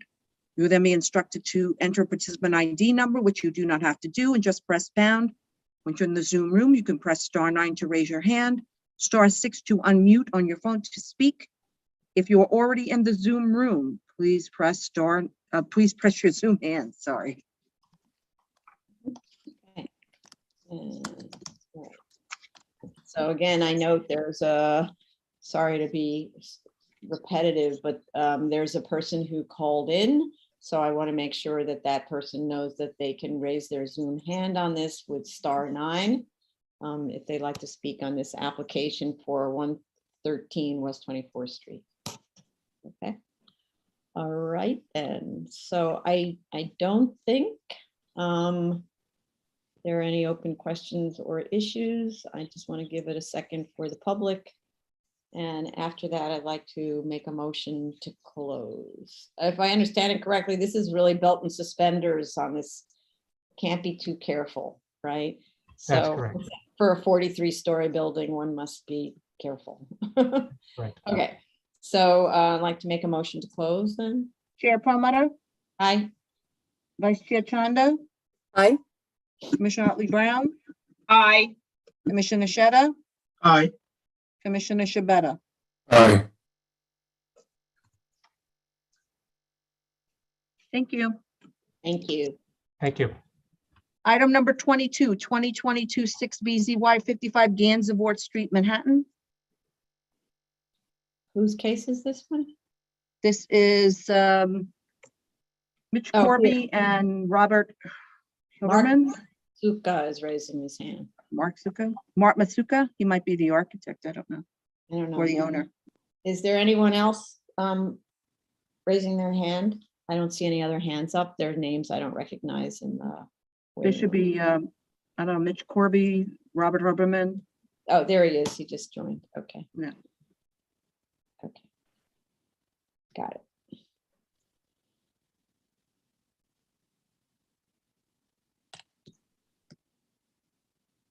Okay. can Everybody you- unmute and check on panelists, please. Yeah, accept panelists so we can see your faces, please. Hi, everyone. Can you hear me? Yes. Mr. Tuska? Matt Tuska. And thank you. Sorry if I, who's Denise? Oh, Denise Sharper's part of the team? Yes. And, okay. Is Mitch joining us, Robert? No. Okay. So you don't have to be sworn in. You can proceed, Mr. Huberman. All right. Good afternoon, everybody. My name is Rob Huberman. I'm from Herrick Feinstein. We're zoning and land use counsel to the applicant. Thank you to everybody for having this hearing and assisting us with this application. So we did attend the executive session, and we're here to respond to your questions. I'm going to respond to the first two, and then I'm going to turn it over to Mark, who can address some of the more technical points. So we recognize, Chair Perlmutter, you're correct. There are a few things we need to correct in our application, minor things, which we could turn around in a day, just to be accurate about some of the numbers and the 3-month extension period, which will be enough in this case because, as you all alluded to, we're basically knocking on the door of a TCO here, where they were right at the finish line when the time limit expired. So we should be able to turn that around literally in a day, very quickly.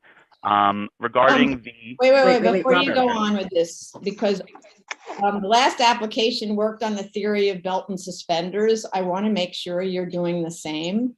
Mhm. If when you leave out the tolling period from the conversation, which you should not be doing, arguably, DOB will say, arguably, I don't know how DOB is approaching this. I know you have a permit that's good till April 1, but at the same time, I don't know if you have a valid April 1 termination on the permit, or whether DOB views the lapse of the permit as of the date in the zoning resolution of 12/20/21, right? right. In which event, if they viewed 12/20/21 as the lapse, then the 3 months start from 12/20/21 and are gone already, right? And in which event you would have to turn right around and reapply. So my question to you is a phone call to DOB counsel and to the law department to find out what the effect of this tolling period is, because I believe, without having done any analysis, because it's strange, right? And I also don't know exactly when the tolling period would have started in your case, because you were already in construction. by March of 2020, when the tolling period, or whichever date they think it is, April of 2020, something like that, when the tolling period began, right? So either you got extended by a few months, you got extended by a year, I don't know, but you really should clarify that, because I'm afraid even if we were to close today, we wouldn't have a vote until next week. And by then, if the look back goes to 12/20, it's expired before you even start. So I'm sorry, I didn't mean to interrupt. So just Yeah, to shed some light on that. So we actually did have extensive conversations with DOB counsel and BSA counsel about the tolling period before we filed an application. And you know, obviously we took the position that the time period was tolled, but unfortunately DOB and BSA counsel disagreed with us. Otherwise we wouldn't have filed the application. So that's, and you know, we had extensive conversations about this that lasted quite a while, and unfortunately that was the determination that was made, right? That was the face I made as well with some of these determinations. Yeah. So we didn't discuss it in our application materials because we had, I guess, exhausted it. Obviously, the board members here weren't part of that discussion, but we'd had such in-depth discussions. I figured it wasn't worth mentioning. We can absolutely put it in the application if you'd like to see it. No, so I'm still confused. So I don't get why it wasn't told, frankly. But on the other hand, maybe it wasn't told because it was viewed as continuing to 12/20/21. I don't know. I actually don't know, because if your construction had been stopped, which was the case for many, many projects, then you wouldn't have been able to take advantage of however many months construction was stopped. I think it was stopped from like March until at least September. Yeah. That's my recollection. Unless you were building healthcare, low-income housing, or there was some sort of dangerous condition. I see the vice chair's hand up, just 1 second. So I really don't understand that, which is one reason I might encourage you to reach out to the law department if you have direct connection to that, because they're the ones who manage the executive orders. But I go back to the same question. If we were to grant this at the next hearing, is it a look back to 12/20 and therefore it's expired already, or what? You know, that's my question.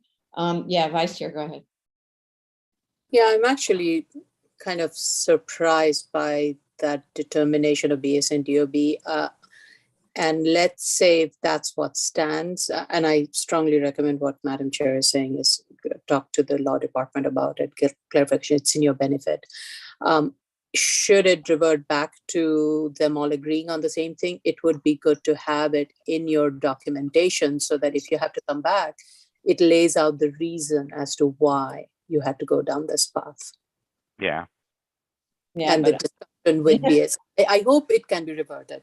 It kind of doesn't make sense to me either. Yeah.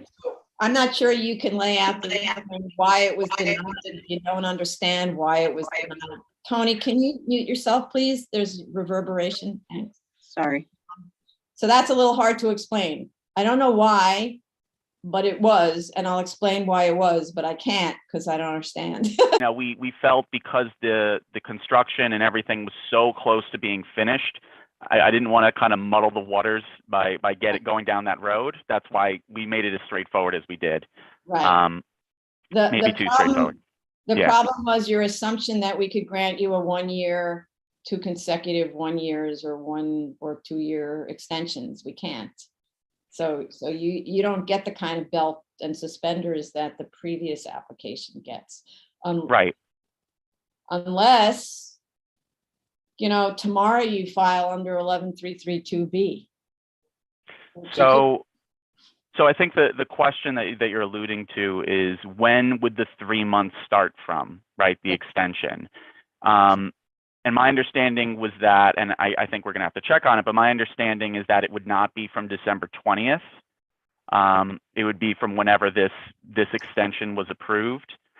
It's something that, we'll check in with DOB. DOB is fully aware of this application and everything that's been going on. We've had, nonstop correspondence with them, and they're basically just waiting, I guess, for today to see what's going to happen.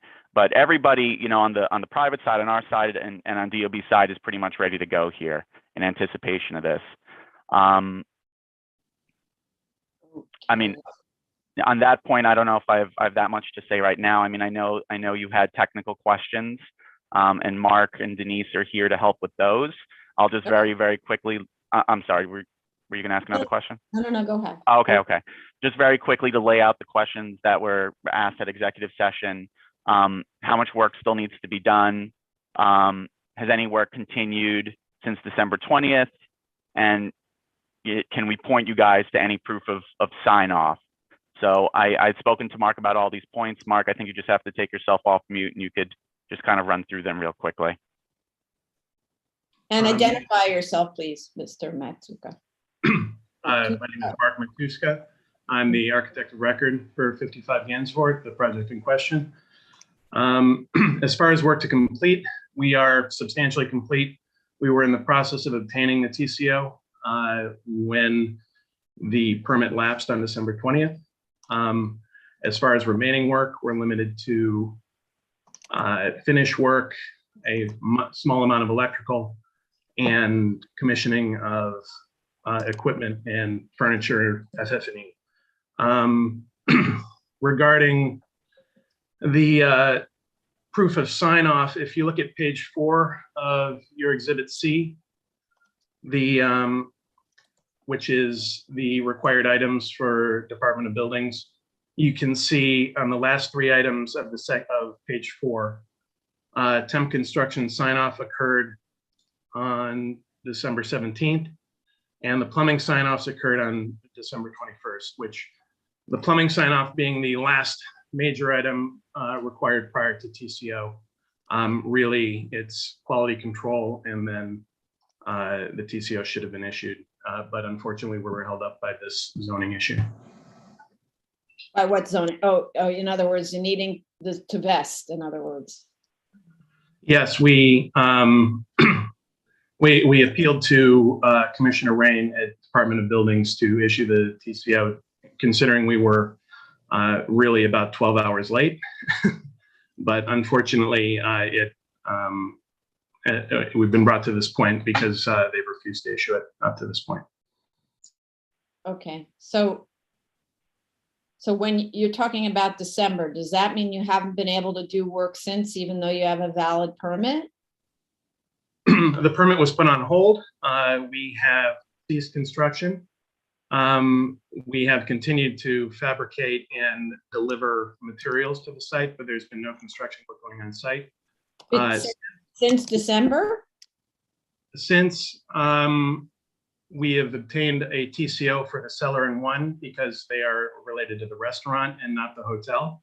And since then, we have proceeded with construction on those 2 floors. So the remaining finish work basically on those 2 floors. No, so let's go back to what you just said. The permit was put on hold and you ceased construction. Since when? December 20th. Since December 20th. So, yeah, see. So that means DOB is viewing December 20th as the stop date, not April 1st. Right? So they're viewing the permit as having lapsed on December 20th. That's my issue. Okay. So you need to, so there are open issues here that need to be cleared up, but in the interest of making sure you get your extension as quickly as possible, though I do want to go to the public, so I don't want to announce anything till I go to the public. So let's go to the public first, and then we can continue with more talking. Okay.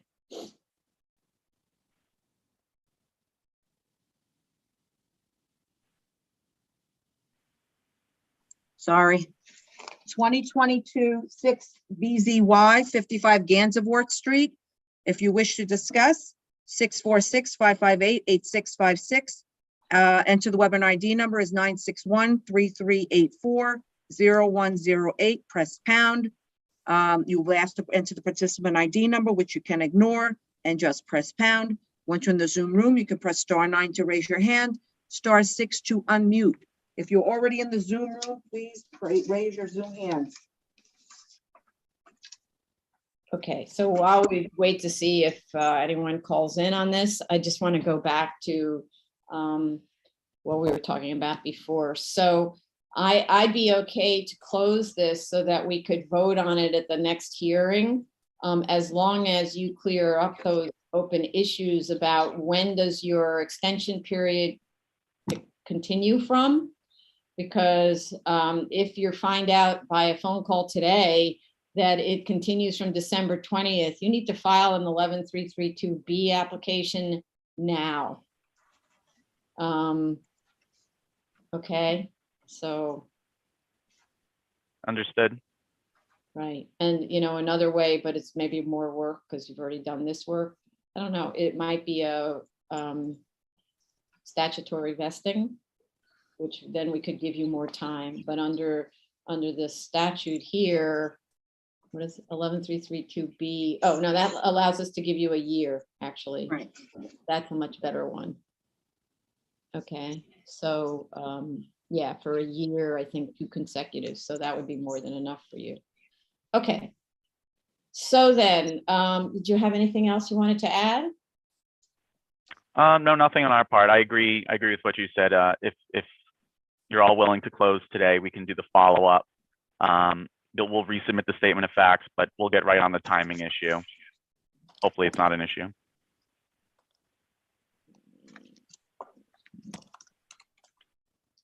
Hold on one second. Okay. All right, then I'd like to make a motion to close. Chair Perlmutter, Aye. Vice Chair Chanda, Aye. Commissioner Otley Brown, Aye. Commissioner Sheta, Aye. Commissioner Shabeta. Aye. Okay, So I'm going to set this for decision on the 11th, which is our next hearing. Okay. Thank you.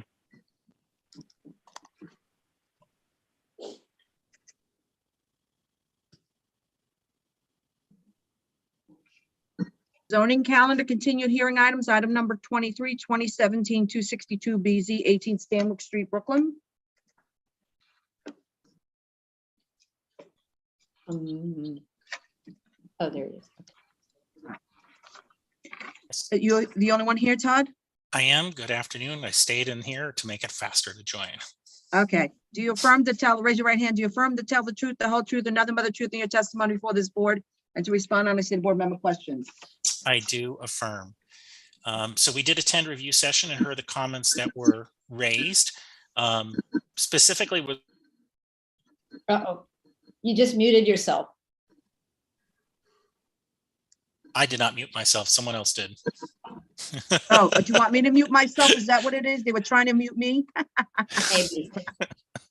Yeah, please, everyone mute yourself because we get weird feedback.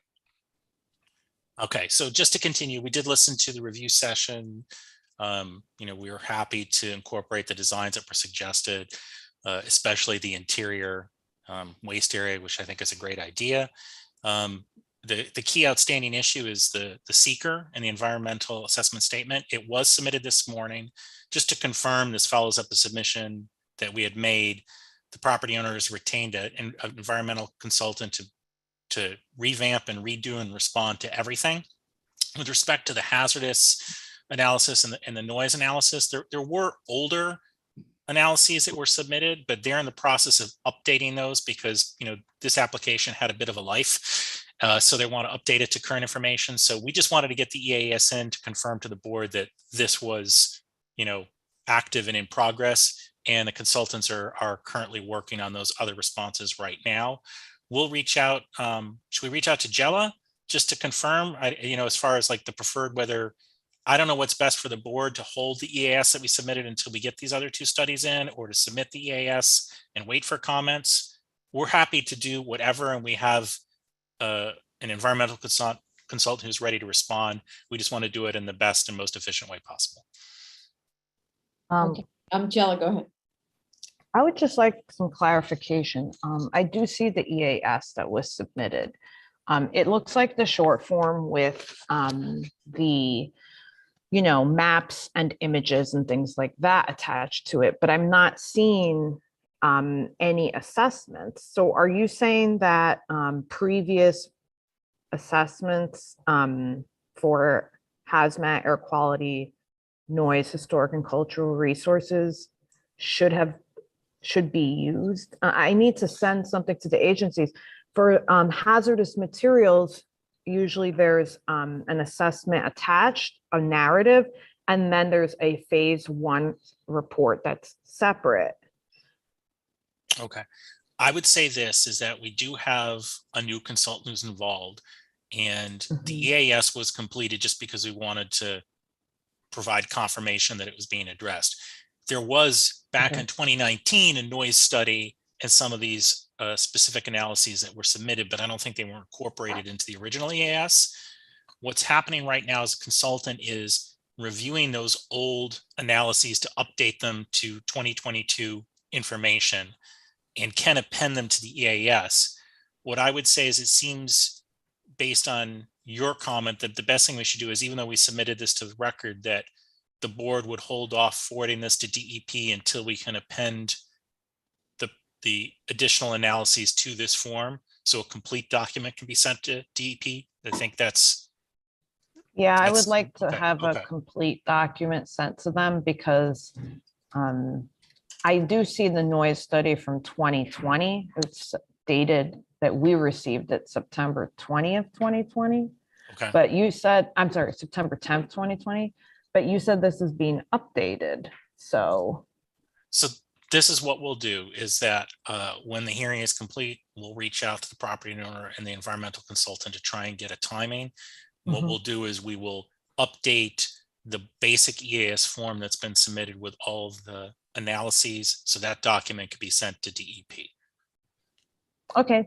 All right. So we're on that. We realize that's the key remaining issue, and we have a motivated property owner and the new consultant who can push forward on that. Okay, thanks. Great. Thank you. So there are really no other issues other than the EAS. So unfortunately, though, we can't close it. Understood. Open seeker. So I don't know how much time to, though. Let's go to the public first.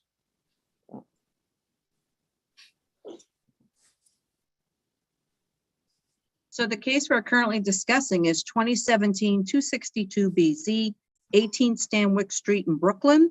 If you wish to discuss, dial in 646-558-8656, enter the webinar ID number, which is 961-3384-0108, press pound.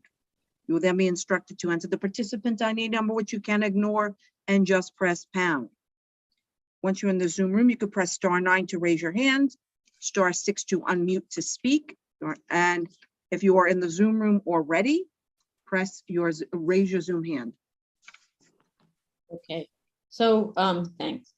So again, I see one caller with last three digits 400. If you'd like to speak on this application 2017-262, please raise your Zoom hand with a *9 on your telephone. Any ideas about how long we should give to be able to close this out? I would say it's my understanding that generally DEP takes, after they receive documents, 30 days to get back with a response. No, but that's not. But that's the current reality. okay. Yeah, so I'll defer on that been- reality. I would say for our purposes to complete the analyses, I think we would need at least a few weeks. Maybe if we wanted to do 3 weeks to be safe, and then add on whatever you estimate to be the DEP response time to that 3 weeks. So, Jella, go ahead. What do you think? They're severely delayed. There's things we have sent months ago. It's just a reality. Mm-hmm. How about, I don't want to delay this unnecessarily, but at the same time, there's sort of no point in scheduling and then rescheduling so I'm thinking 4 months. We could do it earlier, but I'm thinking 4 months might be a big enough window. let me take a look. How about, yeah, I was going to say 4 months would be the middle of July, maybe the first week of July, whatever. How about the first hearing after July 4th? We'll celebrate the country's independence. Okay, so I'll note it for a late July hearing like Right. that, if there is one. Sure. I'm not even sure what Okay. that it is. Okay. And then we'll It's stay July on top 18th of is this one of the because hearing we dates. realize that that's the issue that needs to be resolved. That seems Yeah. good timing wise. Okay. Okay, good, thank you. All right. Thank you. Want to add something, Joe? Your hand's still up, that's why. I'm asking. Yeah, just make sure that you incorporate the comments that Tracy previously sent to you. And the phase 1 that we have on file is 5 years old, and that's considered too old for DEP to review. So just so you're aware of that. I think you were told before, but yeah. Yeah. No, understood. New phase 1 and the comments and the analyses. Mhm. Okay, thank you. Okay, thank you, everybody. Thank you. Thanks. Okay, Joe, I'm putting in your hand. There you go. Next item is 2018-26 BZ 7903 Roosevelt Avenue, Queens.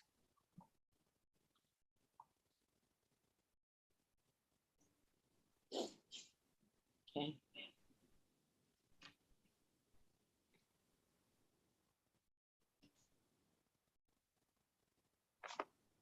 Sandy, you want to become a panelist, please?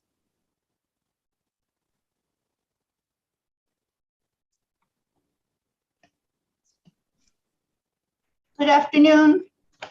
Are you by yourself? Yes, Okay, raise your right hand. Do you affirm to tell the truth, the whole truth, and nothing but the truth in your testimony before this board and to respond honestly to board member questions? I do. State your name for the record and proceed. Sandy Anagnostou, representing the applicant. I would like to respond to today's review session comments. First of all, I'd like to thank the board for their patience. We've had a lot of back and forth on this application, particularly with DEP, and I understand they're delayed in reviewing the applications. Our most recent submission was on January 4th of this year, and we're waiting for a sign off or response, which we anticipate soon. I also noted Madam Chair's comments regarding the spelling of the demising wall, which we will correct in the noise memorandum. We met with Community Board 3, the Land Use Zoning Committee, on January 4th of this year, and they were concerned about any potential noise impacts, which I think we fully addressed, but again, we're waiting for sign off, and they wanted to hold off on voting for this and holding a public hearing. But I have been in touch and I will reach out again because we would love to meet with them and actually have a public hearing if they wish to do that. But I will be reaching out to them again. We did submit revised bubble plans on March 10th. And subsequent to the submission, we received an email from staff regarding an issue with the AutoCAD fonts in the PDF. Oh, So- yes, sorry. Yes, I apologize. Yes, you reminded So me. we resubmitted on March 11th, Thank but you. I should have waited. Okay. the plans are identical. There were no changes between March 10th and March 11th. And So, then, yeah, just I'm gonna interject, Tony, as we speak, please void March 10th. Yeah, I will do that. Sorry. and so we will be revising the plans again to include a note regarding the off-street parking location that Madam Chair requested. And we did submit a map early on in the application showing the location of the off-street parking, but we'll include that note on the site plan and submit revised plans. Okay, that's good. In terms of the hours of operation, we're proposing 4 p.m. to 4 a.m. And I believe that's 7 days per week, but I will confirm that with the business owner. Okay. Other comments? Commissioner Shetta, I appreciate your comments. And regarding the second floor waiting area, that was a condition in prior grants. So we understand that that should be a condition again, and we agree with that. Then regarding the demising wall and whether it's existing, or we actually verified that that's existing construction. So it wasn't assumed that it's there, it actually is there. So No, I'm not saying that you presume that the wall is existing. I totally understand that the wall is existing, but when they evaluated how much noise this wall can absorb, prevent from traveling from your facility or the restaurant to the other side, they based that number that they used in the modeling on some assumptions. These assumptions are related to the composites of the wall, whether it's a sheetrock that thick, the studs are that many, every how many inches, there is like a filling material inside, these kind of assumptions. My note was about that, whether they already looked at him in the field and they verified the constitution of that wall in the field, or just assumed that it's going to be this way. If they haven't looked at the wall physically, I would suggest that they do that, because if the assumption for the number of the transmission loss is different based in reality from what they assume, it might be a problem. I don't want to, you guys go to the DEP and later on you have a problem, then you have to go one more time. yeah, I completely understand, and I believe the wall was actually looked at and confirmed. So yeah, they actually Made a probe. verified that. Yep, that's perfect. Then, Okay. thank you. Okay. Okay, good. Thank you. All right. I think those were all the comments. I don't think there was anything else. So really, again, all we have is open DEP. Let's go to the public. I don't know if anybody wants to speak on this. So the case that we are currently discussing is 2018-26BZ 79-03 Roosevelt Avenue, Queens. It's an eating and drinking establishment. If you wish to discuss, 646-558-8656, enter the webinar ID number, which is 961-3384-0108#. You will then be asked to enter the participant ID number, which you can ignore and just press pound. Once you're in the Zoom room, you could press *9 to raise your hand, *6 to unmute to speak. And if you are in the Zoom room already, please raise your Zoom hand. Okay. So unfortunately, this is a seeker issue, so we're not able to close. Even though you, Ms. Anagnostou, you very helpfully responded to all the questions. What I'd recommend, so it's the same kind of turnaround issues. I believe that, if I got this correct, and Jella, correct me if I'm wrong, your noise response was sent to DEP right after you submitted it, I believe in January. And so we're still waiting. You know, Jella, Carlo, go ahead. Yes, Madam Chair, that is correct. And we've alerted DEP that this has been here for some time. Right. So we're hoping to get some feedback sooner than later. I've asked for an expedite on this matter. Oh, great. Thank you. So do you think like 2 months is a good idea, or is that too long? I don't know. Yeah. I can try to reach out, but they've also, anytime we've checked in, they usually say that because of just the constraints that they're under, they can't give a promise date. So you know what I'd like to do is give it 2 months. And because of the concern about adjournments, so just for Ms. Anagnostou's information, when we see a bunch of adjournments, then it makes us sort of automatically like default to a dismissal warning, which is not right, right? So in your case. So what I would like to do is set this for a 2-month return, and don't submit an adjournment request. Just appear and say, we're still waiting. And that way it doesn't like count as if the case keeps getting adjourned because of you. You know what I mean? Carlo, go ahead.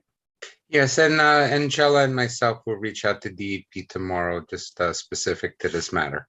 Okay. Okay, I understand. My only concern is that they're operating, and I wouldn't want them to receive a violation because their C of O is expired for a long time. I mean, so that's my only concern. Right, so the problem is we're not allowed to close and vote on an open Right. session. Yes. So what you could tell them that they're in hearings now. You could even have them, I'd have to say, like, get a transcript of today's hearing where we just explained that they've satisfied all the board requirements to make the findings for this special permit to continue. And but the board can't vote because we have an open noise study. So what I'd suggest is print out what I just said in the transcript. So now you have a BSA transcript that the owners keep on site. Okay, great idea. Okay, if the inspector comes, say, look, we're between kind of rock hard place and we're trying our best, but look at what they said at the BSA. Okay, maybe that will soften the impact. Yes, okay. Thank you, Madam Chair. Sure, okay. All right, then. Thank you very much for your very good response. It was really, really excellent, as your work mostly always is. So thank you. All right, on to the next. Okay, bye-bye. Okay, the final item is new cases. Item number 25, 2021, 29BZ, 3904 Orloff Avenue, the Bronx. Okay. Is this Todd? Todd, It is. there we go. Okay. By yourself, Todd? I am by myself. You affirm to tell the truth, the whole truth, and nothing but the truth in your testimony before this board and to respond honestly to the board member questions. I do so affirm. That was very quick, Tony. So Like rote. I did attend to the review session and heard the comments that were raised. It's very clear. I'll just briefly speak to them now, just to confirm. So with respect to a number of the comments, they're going to be addressed by the architect. What we'll do is we'll let the architect know about the review session, we'll let him know, but the issues that were raised is to get some confirmation with respect to the zoning analysis and the height requirements. And that goes hand in hand with the question about the cellar versus the basement and the various measurements from grade. So we'll get confirmation on that. We'll revise the conforming plan to more clearly show where the required yards would be and also cite the zoning section for those yard requirements. We'll get an explanation or a narrative from the architect with respect to the entrance and why it's raised and it's not at grade. This goes hand in hand with the height and the cellar basement issue. We'll add in the distance from the building to the property line. We'll provide information on the area of each proposed dwelling unit. We'll get dimensions to the green areas and the sidewalk, and we'll also review the material notes to 100% ensure that there's no EFS proposed. With respect to the plans, and any plan sheets we'll review, there was a change. There were a couple of different changes where there was one plan set and then it was revised for the comments, then it was revised for the community board. And I think there might be some old notes that are referring to sheets that are no longer part of the plan set, but in conjunction with all of these changes, we'll make sure that the architect updates the revision date. We'll provide bubble plans and we'll make sure that there's no missing sheets or references to sheets that are no longer relevant. But just to pick up with that, those sheets are relevant. They shouldn't have been taken out of the set. So put them back in because they include the section, they include floor area calculations. This is the stuff that's needed, so they shouldn't have been No. I think just during the we wanted to respond quickly to the community board's question regarding the frontage, and I think that they got missed, but we'll make sure that they're in there. Transitioning to the frontage, the peaks in the roof were added, but Vice Chair raised, I think, a great comment with respect to some of the brick details that have been done. So we'll review it further to see if there's something that can be done to even provide additional relief regarding the frontage on Orloff Avenue. With respect to uniqueness, although a number of commissioners said that they were satisfied, what we'll do is we'll expand on the uniqueness finding.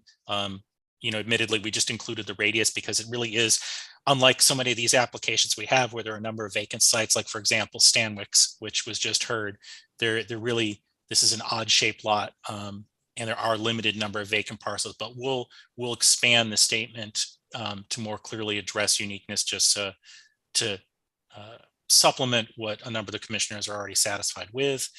The one issue that was brought up that I'm hoping to get a little clarity for, because it kind of goes hand in hand with our land use study, is I think Commissioner Otley Brown, you brought up the finding and perhaps some information you'd like to make that a little clearer. I just want to get a little more clarity on that because I wasn't quite following that discussion as what information we could provide to provide more satisfaction with respect to the minimum variance finding. So what I don't want to do is be responsible for varying the zoning resolution such that it puts you ahead of anybody in your class. So one way of determining whether or not you are at the minimum is to be within the averages for the area. And so one way of looking at the average size is through floor area. Another way could be through the width of the building versus widths of other corner lots, and then consequently the width of the front yards that would constrict the building, the front and side yard. And so if you could give us averages and ranges for those different characteristics, then we could determine whether this falls right in the sweet spot, so to speak. Okay, so I mean, to that end, I get what you're getting at. I mean, one of the things that's unusual about this site, but we'll figure it out, is that this is not a very regular shaped block area. So corner lots aren't really corner lots on a lot of these blocks. We have these weird oval and oblongs, but we can find similarly situated parcels. We can get information from available public resources on a lot of the floor areas of these buildings. As far as the width of the building, that gets a little bit more difficult absent a survey, because some of that information isn't really publicly available unless you do a survey of these building widths. We can do lot widths and maybe do an estimate of building widths. Can I interrupt here? On our 73-622s, frontage length is a standard review criteria for some of the applications, right? Where there's even a little measuring tool that you can use on Zola to measure the frontages. That's what we're actually talking about. You've got a building that's 60 something feet long. It's closer to 70 feet long. And so the question is that typical of the neighborhood on a corner lot, right? We're fronting on Orloff.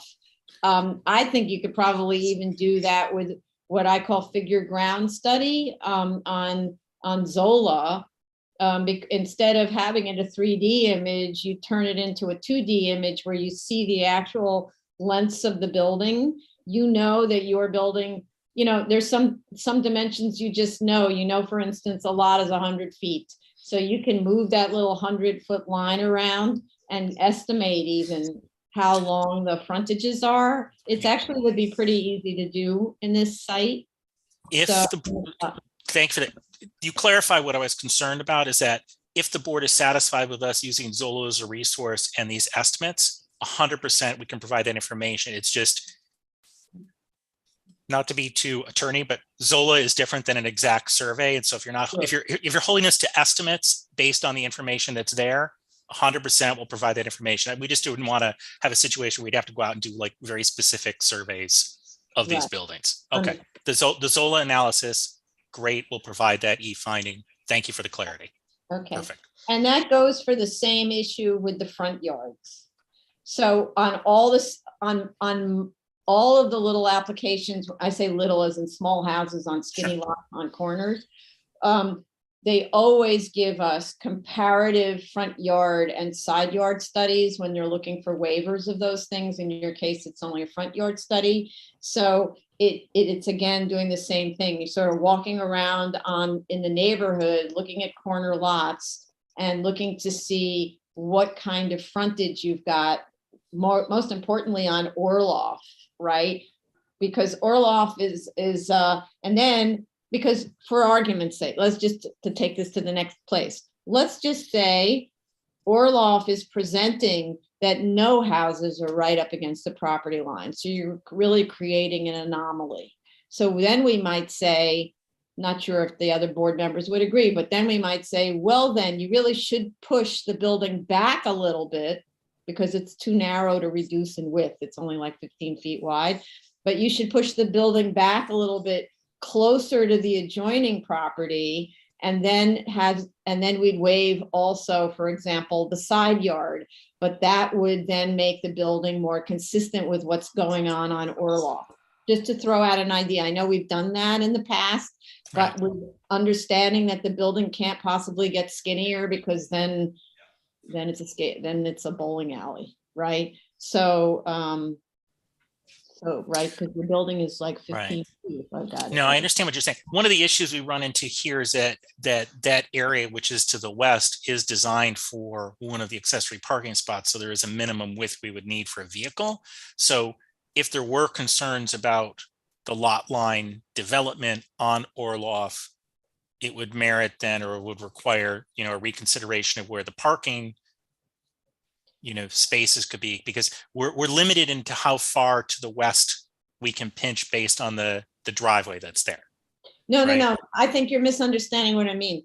So I'm talking about you're requesting, I don't know exactly how much it's described in the statement of facts as being 0 feet of front yard, but that's not what the drawings show. They show like a foot or 3 feet. It varies all along, right? And it's none of its dimension, which is why we said you have to dimension it, right?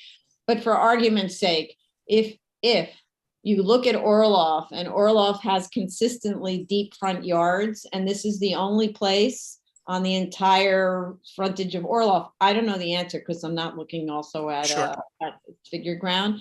But let's just say, for argument's sake, you really need, say, 5 feet of frontage, just to throw out a number, right? And you could accomplish and therefore being more consistent with neighborhood character. So to create that, we might shift the entire long building back up against the side lot line, closer to the side lot line of the adjoining property. I don't mean to the side to relocate the parking garage. I mean to the frontage to the building that fronts on Cannon. There is a parking space there though too. There is the garage, but there is a second required accessory parking proposed, which would be on that strip. I see. You have an entrance to Cannon. I see. Yeah. So that's what I was saying, is that there's limitations. I mean, if the building were to shift, it would require relocating that parking space. And I'm not saying that's impossible. It's just that was the intent of the design, to provide a little light and air for that existing building, the windows, and to have that accessory parking there. I'm not saying it can't be possible. We'll still do the analysis, but that is a contributing factor to what's happening here. Right. I mean, for if I could just say, for my own question, it was more of a dot the I's, cross the T's kind of finish to your argument, that really could just go, because I realize it is kind of a modest building in terms of width, but you could just, and in conclusion, from my perspective, the average building width in this area on narrow lots of 25 feet wide is 19 feet. So therefore at 15, we are asking for a modest waiver. That would satisfy me without any reciting of the building. But the chair's question goes more towards the character. Mine just went more towards the E finding. Understood. Okay. You provided great clarity with respect to the E finding. we can use the Zola, and we can use many of these 73-622 studies as a sample guide. It's very applicable in this instance. So we got the clarity we needed. Thank you. Can I add one thing? Sure. As we were having this discussion, I was looking at the Zola map and the aerial, and if one just looks at Zola, one would see, yes, there's a depth of front yards, but when you look at the aerial and you look at the street view, these are all on raised platform. These open areas are on a base that is raised above the ground. So that makes this whole analysis challenging. It's not visible from the street necessarily. They're kind of raised, especially along Olaf Avenue as one turns away from the subject side, and for that matter, the rest of the canon. So it would be a little challenging to kind of use that data and kind of prove it. I think a lot of it has to be based on visual. Well, you can do it from, what do you mean based on? Yeah, I don't understand. I don't understand. I think if you look at just the Zola, if you just look at the Zola map, it's a figure ground, and based on the figure ground, one would see that all the buildings are set back from quite a bit from the front yard. But when you look at the aerial, these setbacks yes, they are setbacks, but they're actually built from there's a base. These buildings are sitting on a base that is 6 or 7, 8 foot above the grade level.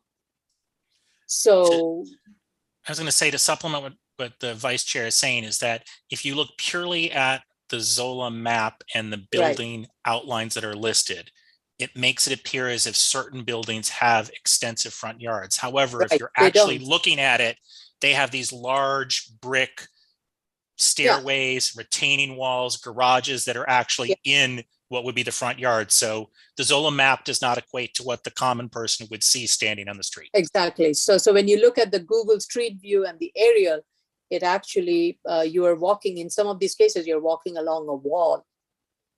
So you don't need to make this so complicated. If you focus on if you focus on the two houses next door, maybe you get all knitted up. Just go one more building down the street. The building is built either to its lot line or it's built a little bit back of its lot line. It's a really, really long building on Orloff, way longer than 60, whatever many feet. That's all you have to do. 100%. No, that's fine. The C analysis and the E analysis, we're talking about them, but they're actually separate. There's separate arguments here, and we have clarity on both the E and the C, and we can provide them separately, and we understand what's been asked, and we don't believe that that will be an issue, and we'll happily include that in the next submission. Okay, great. And I'm just going to put a plug in because the architect is going to listen to this. Sure. I know that nobody else agrees with me. I'm just putting a plug in because can't help myself. Architects always. Marjorie? Hello? Marjorie? That's quite the setup to lose the chair. What the hell happened? Maybe instead of putting a plug in, she unplugged.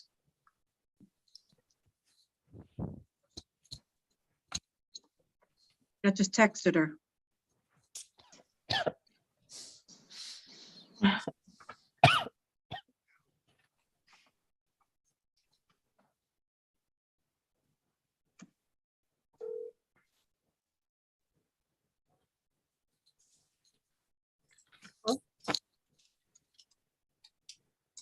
I'm unmuted?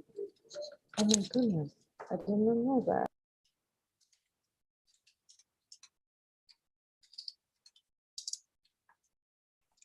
All right, she's coming back in. Her battery died on her.